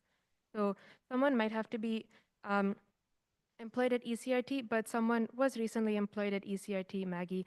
So that is a discussion we have to have with ECRT because when we talked to them, they said that they'd be able to do it, but I feel like after initial approval from Regents comes through, that's when we really have to sit down and have a talk with admin about this is what you have to do, what do you need from us. But unfortunately, I can't provide more information about that right now. Any final questions? Thank you guys so much for coming through. I really appreciate it.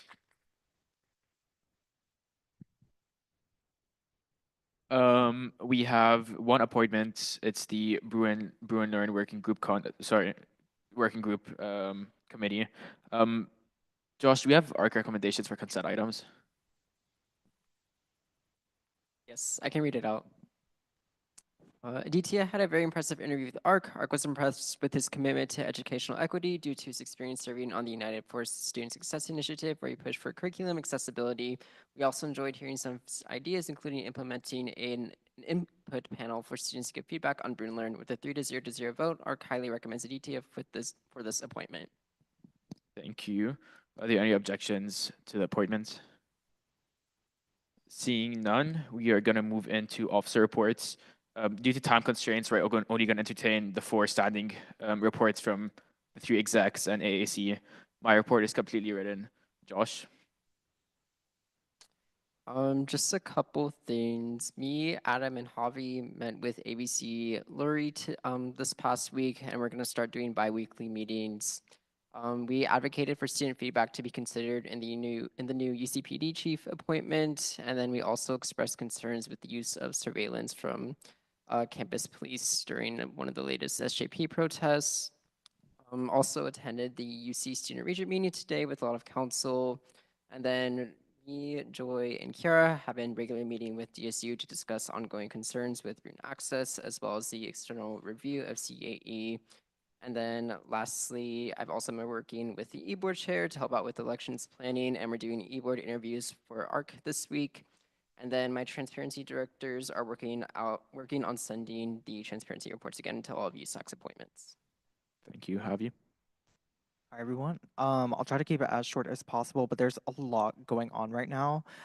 So in terms of events, tomorrow at 5 p.m. With Diego, we're going to be doing a basically informational session for the UCSA Latina Lobby Day. That's going to be happening in April. Yes, I could do months. And then literally right after that, 6 p.m. is the Regents Teach-In and Public Comment Workshop with our UC Relations team. Please, please, please. This is going to be the last Regents meeting at UCLA for a while, and it is going to be a very important one. We have our Swipe Out Hunger team and also like the Student Coalition for Basic Needs that we're gonna be helping mobilize to help advocate for the passage of the Brood and Fresh program, and also just talks with the Regents, and hopefully they don't ghost us this time. Tomorrow is a time, place, manner teach-in with Professor Graham Blair, 5:30 to 7 p.m. In Kirkhoff 417. Again, for those of y'all who have been out of the loop, UCLA is going to be introducing new time, place, and manner policies. Literally, like later this week, it's supposed to be coming out early March. We're kind of bugging AVC might go back right now for like the details and everything so that we can have the most up-to-date information for the teach-in. But we do yeah, we just really want to encourage people to like be active in this process. The 60-day public comment period is going to be open as soon as those guidelines drop, and hopefully capacity being there and everything, EBP is able to do sort of like put out posts like summarizing the new additions to the recommendations along with the public comment. Let's see, and then currently collaborating with my Black Student Affairs team and also the African Student Union for a Black Student Lobby Day, like informational as well. That's going to be happening week 10. More information to come, and then just in general, yeah, just handling stuff with the student regent meeting that actually went pretty well, better than I expected. March UC Regents meeting, so we're connecting with Seoul to help reach out to student orgs that the student regions met with to help with mobilization efforts, collaborating with Swipe Out Hunger and the Student Coalition for Basic Needs for the Broom Fresh initiative, and also supporting our student advocates to the regions that's hopefully going to be helping out with the Broom Fresh initiative lobbying front and everything. And the rest of my report will be written. Thank you. It's Pino.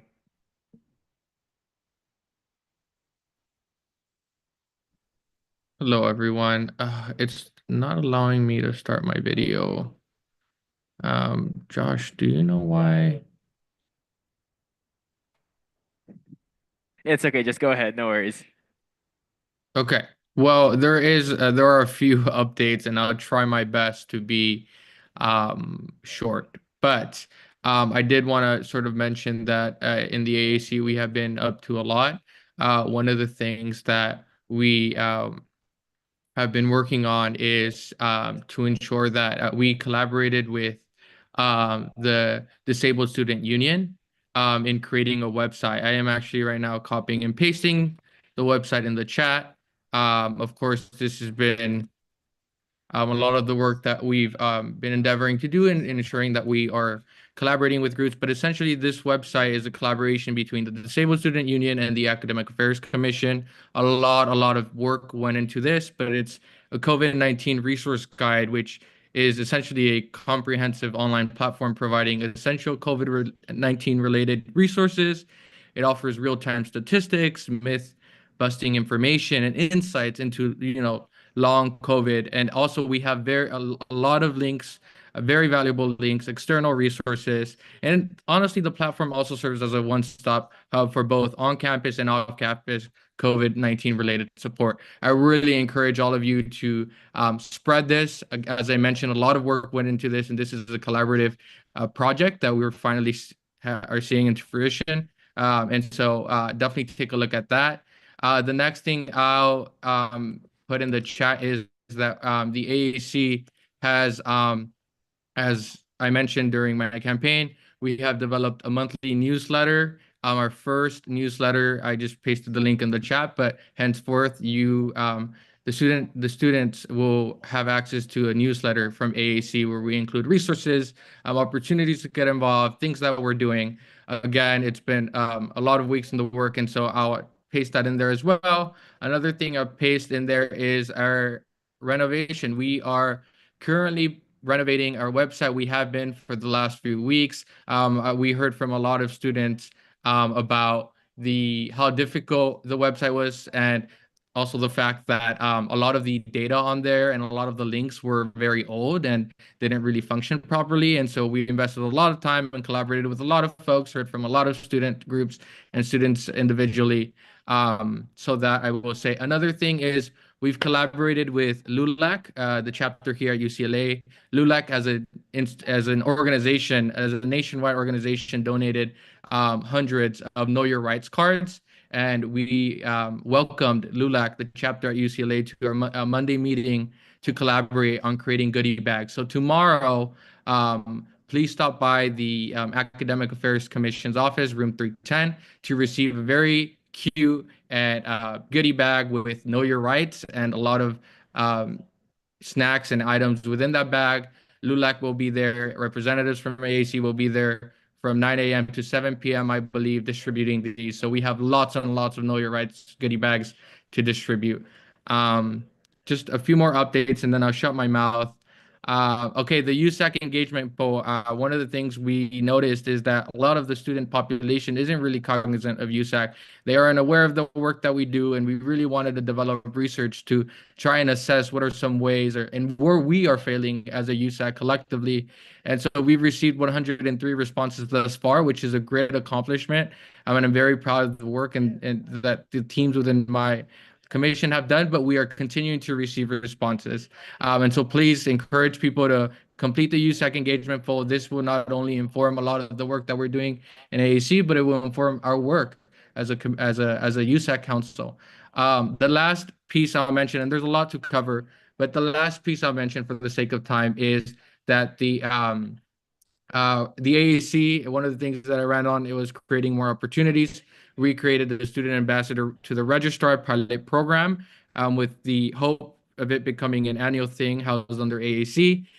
We have 2 ambassadors, and our meeting really covered doing a lot of advocacy with the registrar, covering challenges in court transfer processes, waitlist control, technical limitations, and we're working now on figuring out a solution to ensuring that students are no longer able to opt in for classes and then sell them, because of course that poses academic equity issues. And so there's a lot more that I'd love to talk about, but I'll save it due to time. I'd really recommend all of you to check out our resources, because all of this has been collaborative and it is informed by conversations that we've had with organizations and individuals. Thank you. Thank you. We're going to move on to admin reps. Orlando. Hello, everyone. I have a few updates. The first one is, as you all know, the student region designate was visited campus today, met with a number of groups, including yourselves, had the town hall here. This is just a reminder that that application, if you're interested, is due on March 10th. It is around the corner, just a week or so. So if you are interested, please stop by my office if you'd like some guidance, or if you know anyone, you can definitely direct them towards me. Please don't hesitate. Just as I'll probably bring this up again, but week 2, we will be hosting Seoul will be hosting our one-stop event for a series of both in-person and online workshops. This is also an opportunity the week before for groups, individuals who want to start registered groups. This is their opportunity. This is their last opportunity to register any new group for the school year. I always encourage groups that are even thinking about it to do it now, because if they wait till fall quarter, they will miss out on all the fall early funding, because it takes about 5 weeks from beginning to end to register. So if you know anyone, or if you're thinking about starting a club yourself, don't forget about it. And I believe that is it. Thank you, Jessica. No updates from me this week, thanks. Lori. I don't have anything. I just have to say, does anyone else though think it's really bright in here, or is it just me? Peter, do you have any updates? Nothing on my end. Thank you. Jonathan. Hey, hi, hello. Just a couple quick things from me. Next week, I will talk to Josh to get on the agenda, but the director of financial aid and scholarships has requested to come speak with you all on their new system. So they'll be giving a special presentation next week. So come prepared. I sent out the spring parking permit form last week. If you would like a parking permit for spring, elected officers get first dibs on the ability to purchase one. So please fill it out by end of day Thursday. And then depending on how many permits are left, I will let you all know if you can open that up to your staff members. Next week from the 12th through the 14th is ASUCLA Employee Appreciation. So your employee discount goes up to 33% off anything in the store. So if you're thinking of making a store purchase, I recommend you wait till next week. And then I know that you have Sujana and the elections board and such, but we have made like just a little flyer to promote candidate packets. And I highly encourage you all to promote candidate packets because it is a relatively quick turnaround this year. So if you'd like that file to post or whatever, let us know. We're also going to be putting it up on like bulletin boards and Kirkhoff and such. And last but not least, Chris Espino, I have your letter. Please come by my office and pick it up. I did go and I just couldn't find it, but I will go to your office. Thank you so much. Okay, we're gonna move on to new business. We have a lot to go through today, starting with a resolution calling for the establishment of a student financial oversight and transparency committee at UCLA. Tommy, do you want to read through it or summarize it? Yeah, I can kind of summarize for the most part. So basically, this resolution states that in 2023 alone, UCLA ran a $1.27 billion deficit despite increases in revenue. With state funding shrinking, liabilities and debts have grown 40% from 2019 to 2023, and UCLA is failing to provide clear financial transparency. And as a result, students are left in the dark while bearing the consequences of this lack of transparency. Notably, university entities have claimed budget concerns prevent a living wage for student workers, yet UCLA's financial priorities remained unchecked. So basically, I'll just read off the let it be resolved clauses on this because they kind of summarize what this resolution intends to do. Let it be resolved that the Undergraduate Student Association Council and Graduate Student Council shall jointly establish a Student Financial Oversight and Transparency Committee to address the financial concerns raised by recent annual fiscal reports. Let it be further resolved that said committee shall be composed of student representatives appointed by both the USAC and the Graduate Student Association Council, ensuring a diverse and balanced representation of the UCLA student body. Let it be further resolved that said council shall be granted, or said committee shall be granted unrestricted access to UCLA's financial and operational records, including but not limited to annual financial reports, budgeting documents and projections, contracts, debts, liabilities, revenue generation reports, and other financial and operational documents deemed necessary by the committee. Let it be further resolved that the FOTC shall conduct a comprehensive review and analysis of UCLA's financial situation, including but not limited to revenue generation, expenditures, liability, and long-term obligations, provide recommendations for improving financial management, increasing transparency, and reducing unnecessary debt and operational costs. 3, issue regular reports to USAC, the Graduate Student Association Council, and the broader UCLA community outlining its findings, recommendations, and any identified areas of concern. And 4, work in collaboration with relevant UCLA departments, including the Academic Planning and Budget Office and other stakeholders to ensure the committee's work is informed by accurate and up-to-date financial data. Let it be further resolved that the FOTC shall have the authority to engage third-party experts such as financial analysts, auditors, if necessary, to provide further insight into UCLA's financial situation and operational practices. Let it be further resolved that the FOTC shall remain independent with its works and findings subject to review and approval by both USAC and GSA is what it should say, elected governing officials, ensuring the student body is informed by any potential conflicts of interest and that the committee's work remains free from undue influence. Let it be further resolved that the FOTC will be required to report its findings within 6 months of its formation and provide a progress report to the student body at least once per academic quarter. And let it be finally resolved that this resolution is intended to protect the financial and educational interests of all UCLA students by ensuring the university's financial operations are subject to scrutiny, transparency, and accountability. Thank you, Tommy. Does anyone have any questions? I can start. Sorry, guys.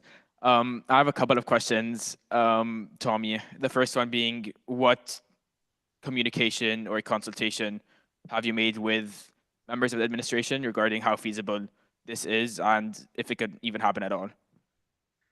So we have not had any luck meeting with administration. That is something we intend to do once we set precedent with this resolution. It is our belief that the numbers speak for themselves, and regardless, this resolution would definitely set a precedent of where USAC stands in regards to the lack of financial transparency present at this university at this current time. So we will be following up with admin after this resolution to kind of see if we can get this in the works. Regardless, we do think it's a really amazing idea, and as the numbers do show, there is need for this on our campus. Okay, and my second question is, what work or consultation have you made with GSA about this? Because they mentioned a lot in the resolution, including and let it be resolved clauses. And just for the record, I think we should change GSC to GSA because there's nothing called GSC. Yeah, I changed that right now. That was just a typo. Yeah, have you talked to them at all to see what they think, especially since we're including them in the resolution under let it be resolved clauses? As it said, this is just the only part where GSA is mentioned is basically stating that GSA should have some sort of representatives on here, just like USAC should be represented. So the next goal is for hopefully to GSA to pass something similar, pass this exact same resolution at one of their meetings. Once again, bolstering calls for this to be kind of established. Nico?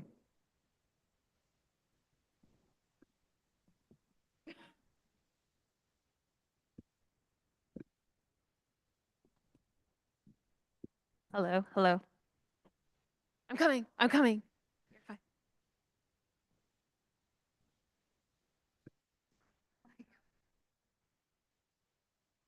Okay. Shallow Jessica. I am all for financial transparency, so I applaud this resolution. I think it's great. I have just a few areas of question or concern. In the 6 whereas clause, it talks about ASUCLA has cited budget concerns for reasons it cannot offer livable minimum wage to student workers despite UCLA's significant revenue. It's my understanding, and there's a good chance that my understanding is wrong, that UCLA and ASUCLA are separate entities and therefore have separate financials. So if wait, sorry, where was I going with this? Yeah, so if UCLA has significant revenue increases, that wouldn't necessarily affect ASUCLA's financial standing.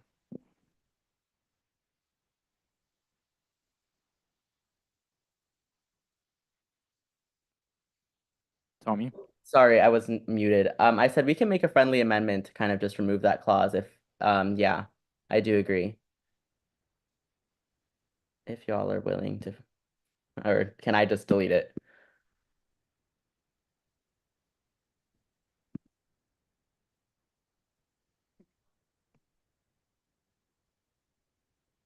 Go ahead. Tommy, was that a question of like me or Adam? Oh, sorry. Yeah, like I agree with your comment, Nico. Are you all open to just like amending this right now and then just deleting that clause? Adam, I guess, is the question directed to you. Unless anyone else has any objections, then yes. Go ahead. All You have right. more? Yeah, Nico, go ahead. Sorry, that was like I did not know what's happening with that. I'm so sorry. Let me see. Okay, and then in one of the let further be resolved clauses, the SVOTC shall have the authority to engage third-party experts. I'm going into the audit industry, and let me tell you right now, auditing is not cheap. And I might be getting ahead of myself, but I was just wondering who would pay for that if the time comes. Like, where would that money come from to pay So for the audit? basically, it's just establishing that they would have the right to. Obviously, we'd have to work on how that option would even be made feasible in the future. But just in terms of establishing this as an organizing entity, obviously, once we establish it, we have to further look into how this would be funded directly through USAC or through somewhere else. So this is kind of just setting purview of what our aspirations are for this committee as a whole. So yeah, like you said, we still have, this is just laying the foundation for what the idea is. There's going to be a lot of work to do after to hopefully bring this goal into fruition. Okay, that sounds great. And then one more. Nico, go ahead. As someone who like once again is in the accounting minor, reading financial statements is super hard, especially for like large entities like UCLA. I was just wondering if you would be like open to the idea of adding maybe professors to this board, like who are in finance, who would be able to either be like I guess like mentors, like in the role of a mentor to help students kind of understand these financial statements. Financial statements can go on for like hundreds of pages, and like people in Wall Street get paid big money to be able to understand them. So like I'm not suggesting students don't have the expertise, but I'm also not suggesting students have don't have the expertise. So if I was just wondering if you'd be open to having like mentor roles on it for professors who are expertise in these fields to like support the students on the board. Yeah, I definitely think like if we add a clause that said like, let it be further resolved that the SFOTC have at least one faculty mentor, just at least one. So that way, like you said, there is someone who's a professional in the field already to kind of give that guidance should it be necessary. So yeah, I can definitely add something regarding that right now. I'm all for it. Thank you, Tommy. Follow-up question based on that. UCLA and like the UCLA Foundation have like hundreds of full-time employees working full-time jobs, full-time jobs maintaining and producing these statements. I just don't know how, or if you have any ideas, how students who are students first, and I don't know how many students you think would serve on this board, but how are they going to be able to go through all these records and audit all these records, given I'm sure there's thousands and thousands of pages of them. Yeah, so this is basically like obviously like it's based on students. Well, it's almost going to operate like a committee. Basically, they'll go through and review as they see fit and kind of based on the time they do have. And if there are any alarming findings, etc., they do have like an ability to share those findings with the student body, etc. We do understand that obviously it is not possible for a group of students to audit literally everything at UCLA, but we do think that for the most part, even if it's just breaking down large things for students, like overarching budget, like when we're talking about holistic deficit, holistic revenue, like that knowledge is not widely known across the student body. And we saw just how today, through a 5-minute presentation, we all already learned so much. So imagine having our own students here at UCLA being armed with those similar knowledge and opportunities to become informed. That could be huge and hopefully boosting transparency, not only with the university's finances, but also with USAC, ensuring that we're providing that necessary transparency with our students regarding these types of operations, etc. And I just want to highlight that this idea was brought to me by students. So clearly there is students calling for this to be made.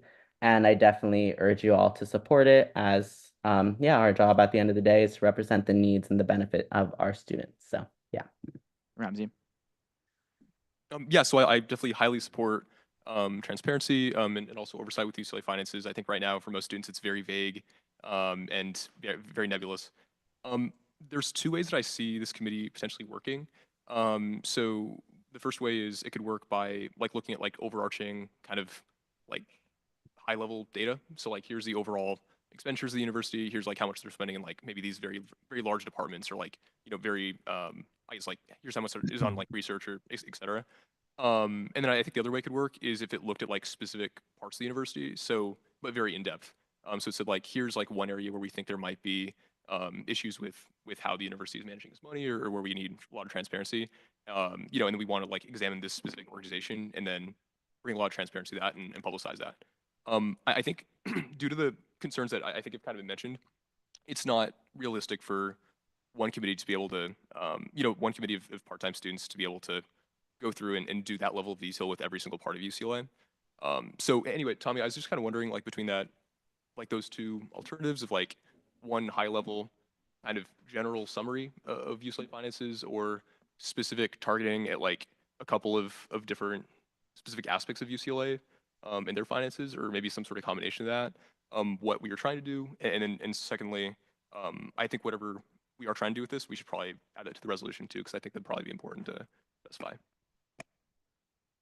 Yeah, so like I said, nowhere I don't think in this resolution does it say that they have an obligation to audit all of UCLA. There's nothing binding about what is set up here. Like he said, the goal of this is to provide financial transparency given the kind of alarming statistics and facts that we have unearthed just in a few days of research here. So even if, like I said, any sort of financial transparency can be improved by the establishment of this committee, that'd be amazing. Obviously, like I said, this just sets the precedent that we believe that a committee of this type should be established. Then once we kind of get people on board, work with the university on kind of what this would look like, obviously setting more defined parameters for, let's say, specific objectives that the committee themselves choose to pursue in terms of what type of transparency or transparency on what aspects of the budget they wish to produce. Yeah, I guess like my concern is just that right now the idea of financial transparency, just the word transparency itself is just such a vague, like and just such a broad word. That like could we try to think of ways to maybe specify like bring some sort of specificity to this resolution? Because I just want to be able to like have some sort of I like a slightly clearer idea in terms of like what they're actually going to do in that committee. Because right now you just create a committee of people, and then their aim is to increase transparency, but they don't really like have any sort of guidance in terms of like what they're increasing transparency on, other than just something about UCLA finances. Do you kind of get what I'm saying? Yeah, so basically, it's not just, like I said, you keep saying transparency, it highlights financial oversight and transparency, so that transparency is specific to finances. If you have some sort of specific kind of category related to the finances you would like to suggest, I'm all ears. But yeah.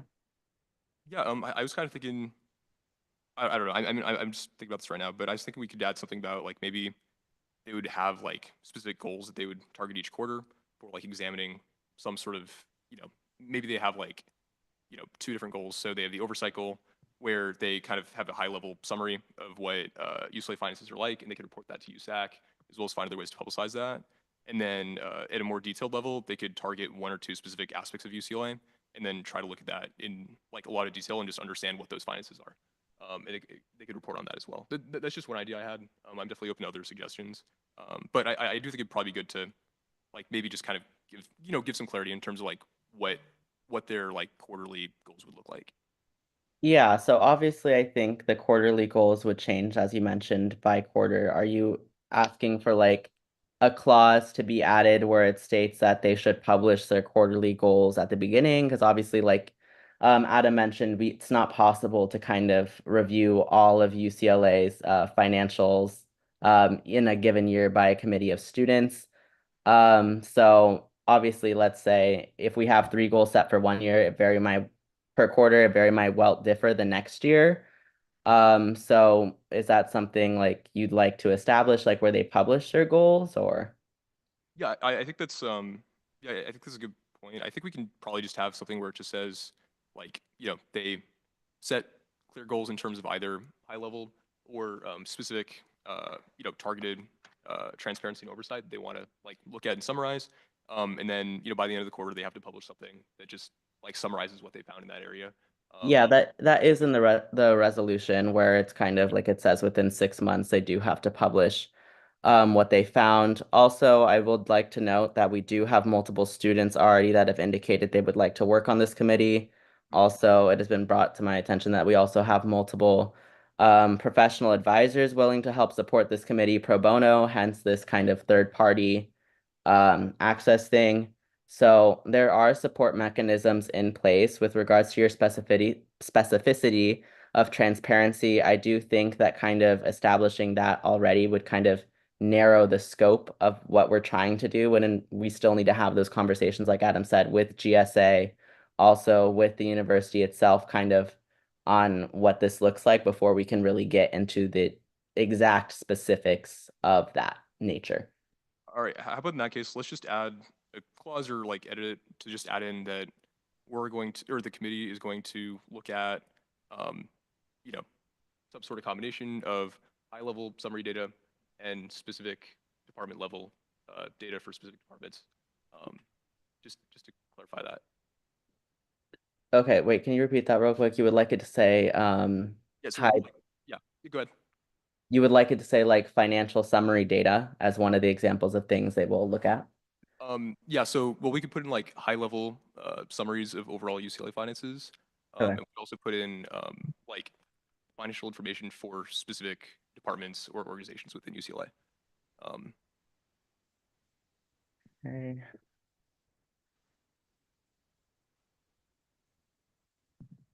Resolve the SFOTC.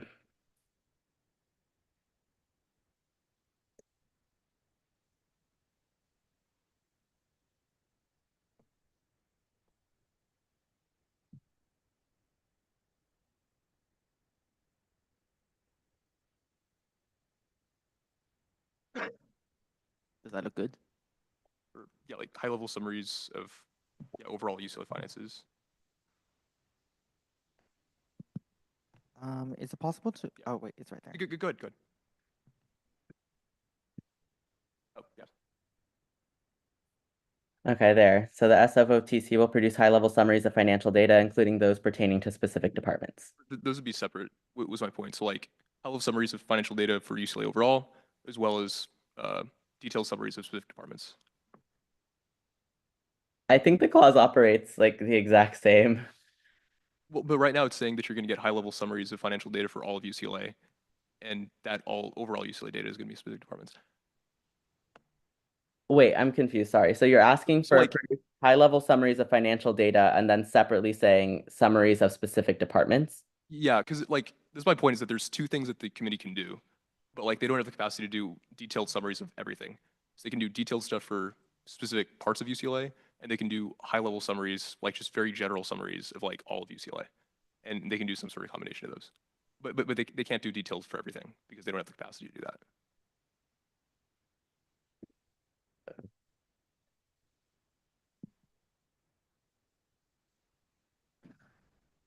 It's like I was thinking like high-level summaries of financial data for UCLA overall, as well as detailed summaries for specific departments and organizations within UCLA.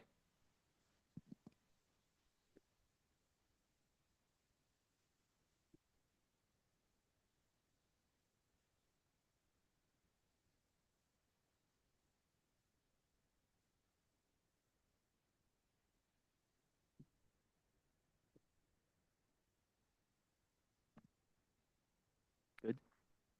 Josh? Yeah, I think those. Thanks, Tommy. Appreciate it. Josh? Yeah. Oh, never mind. Any other comments or concerns about the resolution? Nico? Hello, just a point of clarification, like this resolution is more to kind of give backing towards the board when we're going to admin, but they're gonna work on like internal documents that kind of govern how they work and what their goals are internally once this kind of gets off the ground. Like it would be something like that, right? Yeah, so like you said, it's literally just to get this idea off the ground. We do intend on following up with the people we need to follow up to make this a reality. So this is kind of just, like I said at the beginning, setting the precedent for this idea. And kind of, it's almost like an accountability tracker once you put it published and make it public, kind of ensuring that we as a council take the necessary steps to bring this into fruition. So yeah. Sounds good. Thank you. Yeah, just for USAC context, the resolution won't actually create the board. It's just us saying we would support a hypothetical board under these rules. Orlando? No, I was just making a quick comment that, Tommy, have you had a chance to talk to anyone within GSA to kind of do a joint resolution? Yeah, I think I addressed this question at the beginning. So we're going to be reaching out to GSA after this in hopes that they will pass the exact same resolution at one of their meetings. So yeah, we definitely have been thinking about that, and we will be taking those steps once this is hopefully passed tonight. Okay. Oh, sorry, I missed that part. Thanks, No, Tommy. you're so good. Don't worry. Jessica.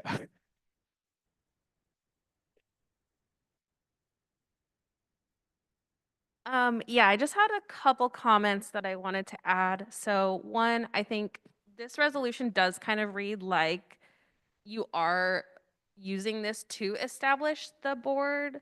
So just that point of clarification in the first, therefore let it be resolved, saying that USA and GSA shall jointly establish a board. I would maybe reword that again because the conversation hasn't been had with GSA yet, and USAC cannot control what GSA does as an entity. Additionally, oh, sorry, I just minimized the screen on accident. Additionally, the other, let it further be resolved, SFOTC shall be granted unrestricted access to UCLA's financial and operational records. That I definitely would reword, one, because unrestricted access to these types of financial records is not likely to happen. It's just not feasible to ask or expect that. And USAC does not have the authority to control gaining that access. So I would maybe, I mean, you could say that USAC urges administration to grant this some level of access to this board, but just as like a precautionary, if you want your resolution to have good standing to pursue, the outcomes that you're trying to achieve, that, just to keep that in mind, because it is something that is not likely to be able to be granted just for the sensitive nature of certain documents. And I think that might have been it. But yeah, mainly just to make sure as well, if the intention is to create this board and to have it serve more than just through y'all's terms, which are soon coming to an end, to consider establishing it actually in your bylaws instead. This way you can guarantee that there's appointments made, because without it being there, both entities have a hard time appointing students in general to committees. So if it's not written in your bylaws, and similarly, if GSA does not have it written into their codes, then I could see this easily getting, falling off after its initial inception if there's not that commitment to regularly appoint students to this board. Yeah, so we can definitely look at a bylaw change. I also readjusted both your wording suggestions on those clauses, so it should state that we support the establishment of a jointly established board with GSA. Also, we urge UCLA to allow access, to allow the SFOTC access. Any other comments or concerns? Sorry, no. Any other comments or concerns from council members? Seeing none, can we get a motion? Kiara.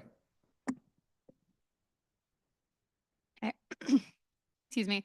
Motion to I motion to approve a resolution calling for the establishment of a Student Financial Oversight and Transparency Committee at UCLA. Resolution. I second. Kiara motions, Nico seconds. All in favor, please raise your hands. Please lower your hands. All against, please raise your hands. All abstaining, please raise your hands. With a 14-0 vote, that is approved. We're going to go on to our next agenda item. We have the GCGP referendum language with Carolyn. Yeah, I was hoping that we could let them speak. I think they're in the audience for Zoom. Yeah, that's good.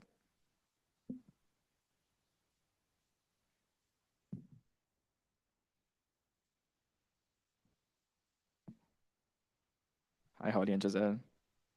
Hello. Can you hear me? Yeah, we can hear you.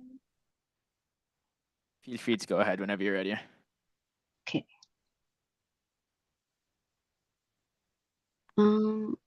Yeah, so hello, I'm the External Vice President of Good Close Good People. My name is Giselle. Do you want to introduce yourself, Holly? Sure. Hi, everyone. My name is Holly, and I'm the president of Good Close Good People. Basically, for those of you that don't know, Good Close Good People is funded by a referendum that passed back in 2020 by like a historic margin. And this pretty much funded our school supplies and the hygiene products that we provide at the center. I can go ahead and read the original ballot language of like what the referendum said when it passed, if you want to scroll down. Yeah. So the Undergraduate Students Association Council instituted a new fee of 33 cents per undergraduate student per quarter beginning in fall 2020 to fund school supplies and hygiene products to be distributed for free to UCLA undergraduate students at USAC's Good Close Good People Redistribution Center. This fee would be collected from all undergraduate students enrolled in fall, winter, and spring. The fee will be increased annually thereafter by the amount of the Los Angeles County CPI, if any, beginning in fall 2021. 25% of the amount collected will be returned to undergraduate financial aid. And then if you scroll back up to what we want to change it to, it's pretty much all the same, just that first sentence. So we want to include this bit at the top if possible. Basically, if it goes on the ballot, we want to make it as clear as possible. This is not like a fee increase or a fee change. We're just trying to be able to use the funds we already have to spend on other things. And then the first sentence would read, shall the Undergraduate Student Association Council amend its pre-existing fee of 33 cents per undergraduate student per quarter beginning in fall 2020 to fund items, services, and expenses relating to the survival and growth of the Good Close Good People Basic Needs Redistribution Center.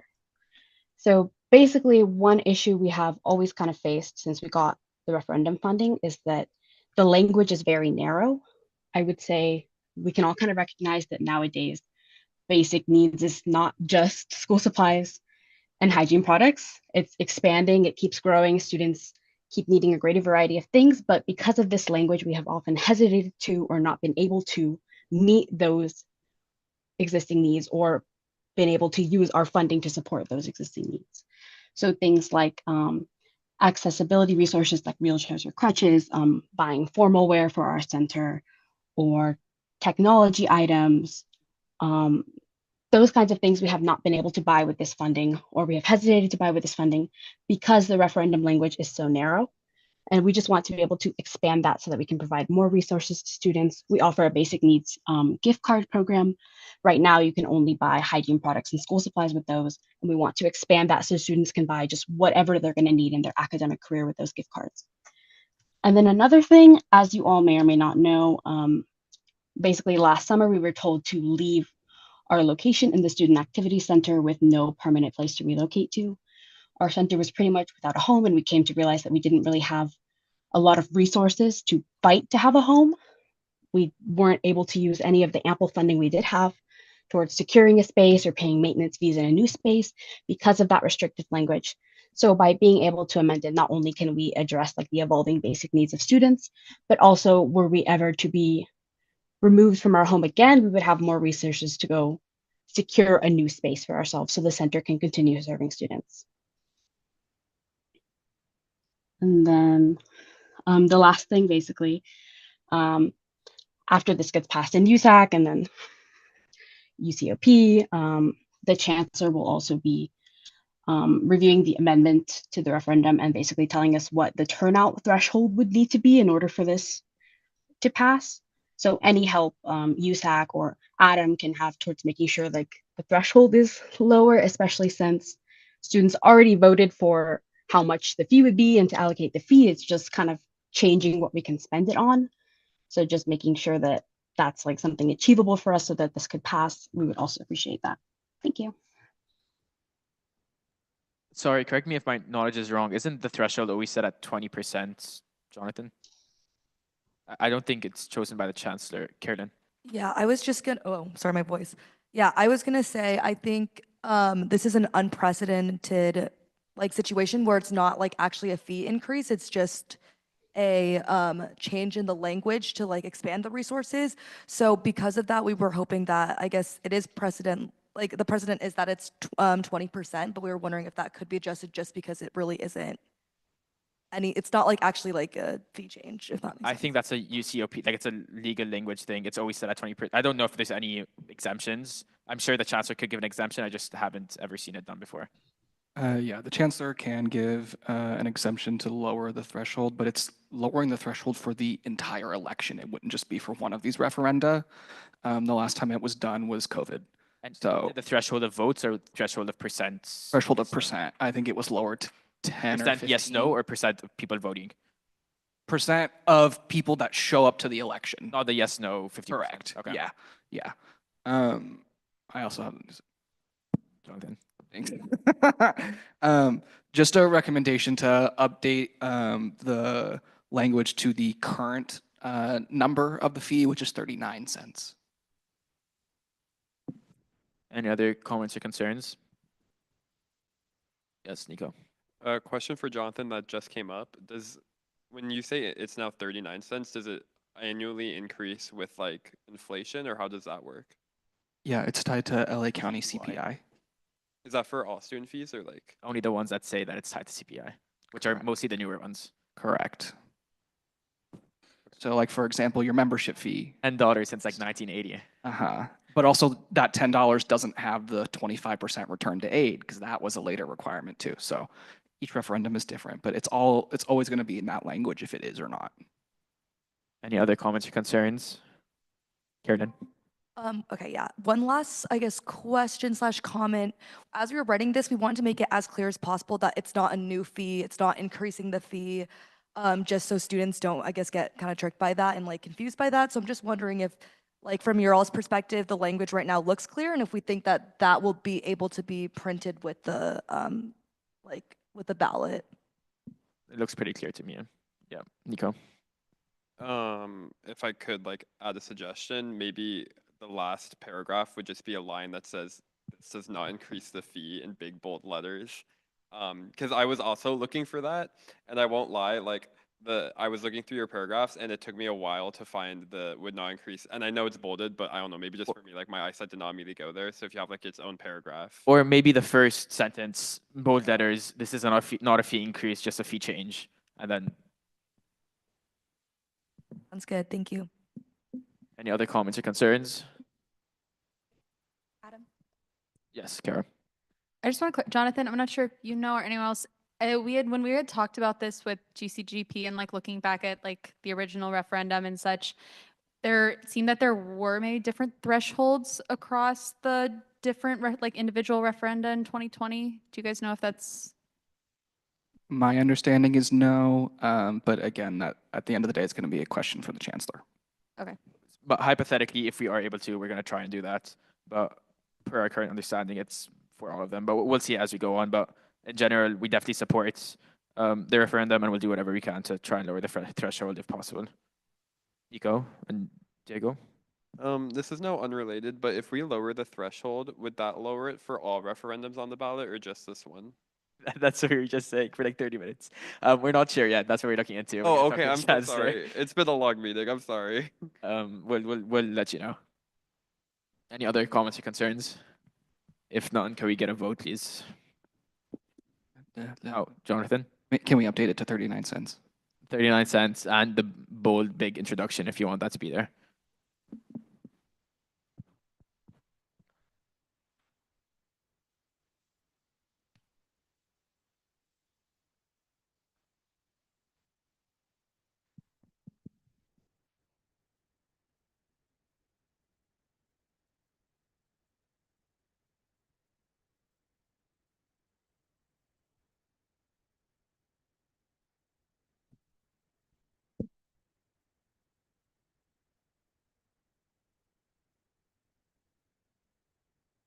Holly and Giselle, is this a final version?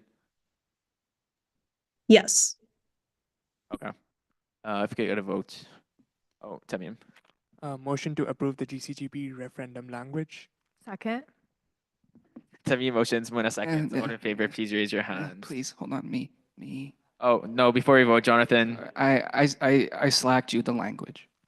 My laptop and my phone are out. Okay, can whoever moves, I move to add the proposed GCGP referendum amendment to the 2025 general election ballot.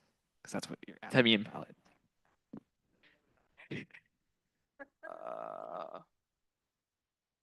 Okay.